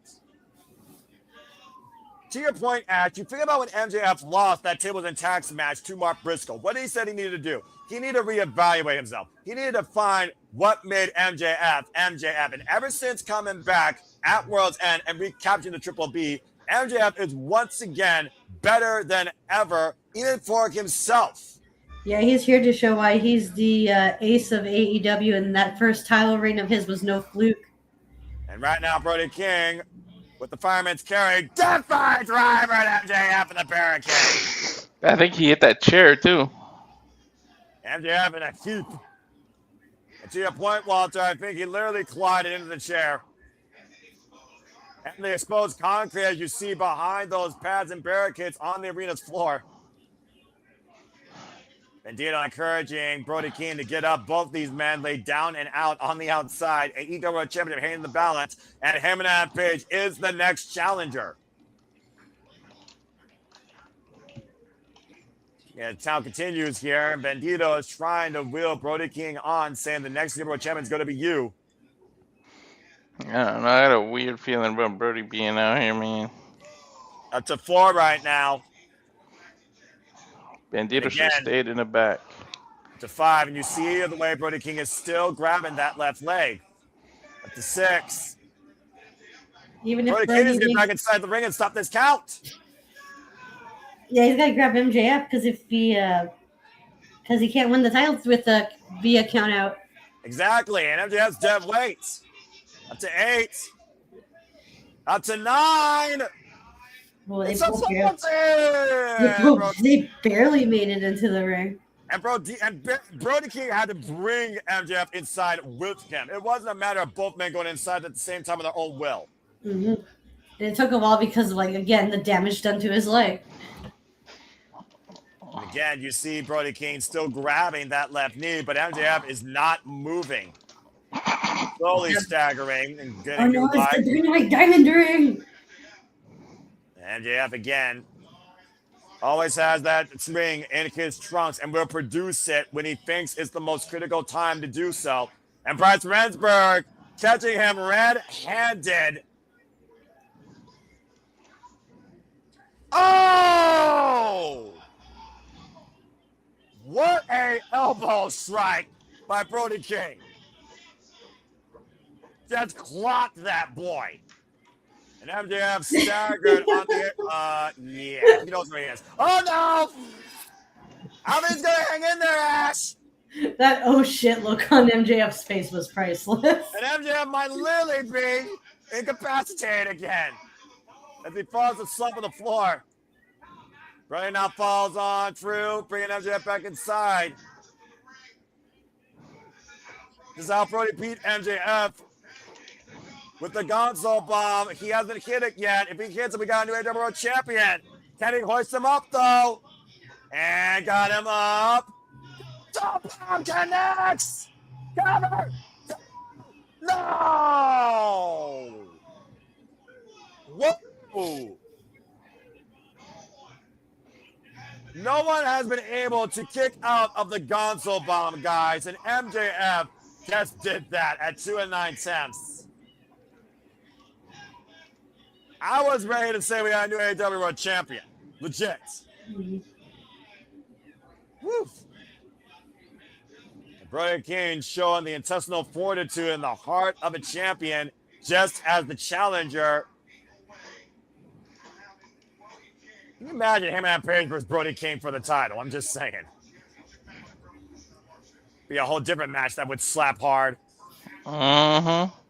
Brody King staggered up to his feet. MJF dropped toe hold, though. Smart move by the champion, and Brody King to the apron. And right now, MJF, we talked about, again, it's not the IQ of MJF that people may literally have spots and side effects about. It's the attitude. And right now, pushing down that knee pad, ripping away any support that Brody King has. You see him wearing that supportive knee brace. MJF He also, remember, he has more than one ring, so the referee might have caught it with just one. That's a good point. And right now, MJF is exposing that knee and taking a bite out of it. For crying out loud, what does this prove? Like, seriously. Take a bite out of Brody. Yeah, I don't know necessarily that that's more insult to injury. Maybe he saw a McGruff or McCrime dog commercial and took a bite out of crime. And right now, the biggest crime to MJF would be losing the AEW World Championship tonight, according to his mindset. Uh-oh. Brody King hoists up MJF, pausing for a Gonzo bomb on the apron. This would end MJF as far as we know it. And again, that knee, the knee. It buckled, yeah. Dude, if he lost the title here, you know how much longer that 21-hour flight would feel? And back elbow strike. Well, at least he still has a Valentine to go home to, Alicia at Toot. And right now, Brody King once again might be looking at incapacitated MJF, but again, the knee exposed and MJF immediately on the attack for survival. Dude, Exposed me, by the way. And now, picking up by his beard and MJF, what the hell? Is he going to do that No heat way. seeker? Oh, no, Tombstone. An impressive show of strength by MJF with the... Oh! Landing Brody King back first on the apron. That wasn't a tombstone pile driver. That was just a literal power slam on the apron. Nah, he flipped him forward so he doesn't spike his head. Or maybe he was losing balance. Again, that's a lot of weight for MJF to hold in position. It's a big height difference, too. MJF once again in control, bringing Brody King in position. Uh-oh. Looking for the Heat Seeker. And covers, lateral press. MJF retains the AEW World Championship. Off a heat seeker. Woo. He kept on biting down, and breaking down that foundation. And it led to MJF with a heat seeker to Walter's point, holding on to the AEW World Championship. It's far from over for him because he's still got a cowboy waiting in the wings. Yeah, again, though, guys, look at this Gonzo bomb. Look how close we were to the 3 counts. Inches away from a new champion. But again, Brody King power slammed on the apron and then set up for that heat seeker with no leg support, by the way. Driving Brody King down on his head. Lateral press to remain the AEW World Champion. And they're going to dig deep for that defense, though. And of course, we now know. Well, I was going to say. Well, here he comes with a contract in hand. Again, to Ash's point, folks, it is MJF versus Hangman Page official now at AEW Revolution for the AEW World Championship. And it looks like Hangman Page has a contract in hand. From opening Revolution last year to possibly main eventing this year. Let's be honest, you know these two are going to main event Revolution this year, Ash. They're the story of AEW.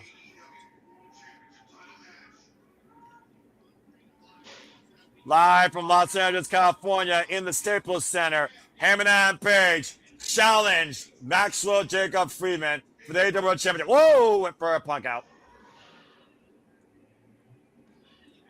Heyman gripping that pin and tossing it down to MJF. Again, he doesn't have to hit him tonight. He gets to hit him next month in March in the City of Angels, where all sins will break loose that night.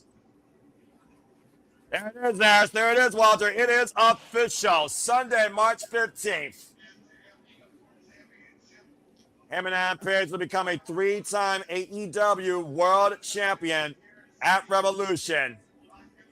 And, of course, this Wednesday in Sacramento, California, Kenny Omega and Swerve Strickland might very well be in the sights. We will also see the TV debut of the Brawling Birds, Alex Windsor and Jamie Hayter, as MJF and Hangman Page will go face-to-face before their imminent championship encounter.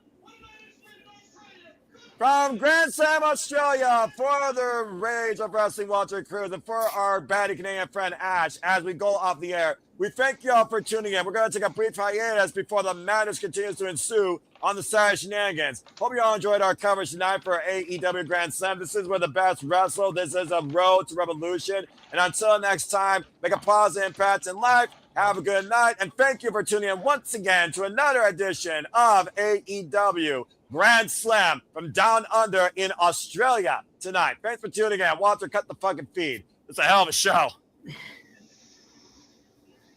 Oof. Good freaking Lord Almighty.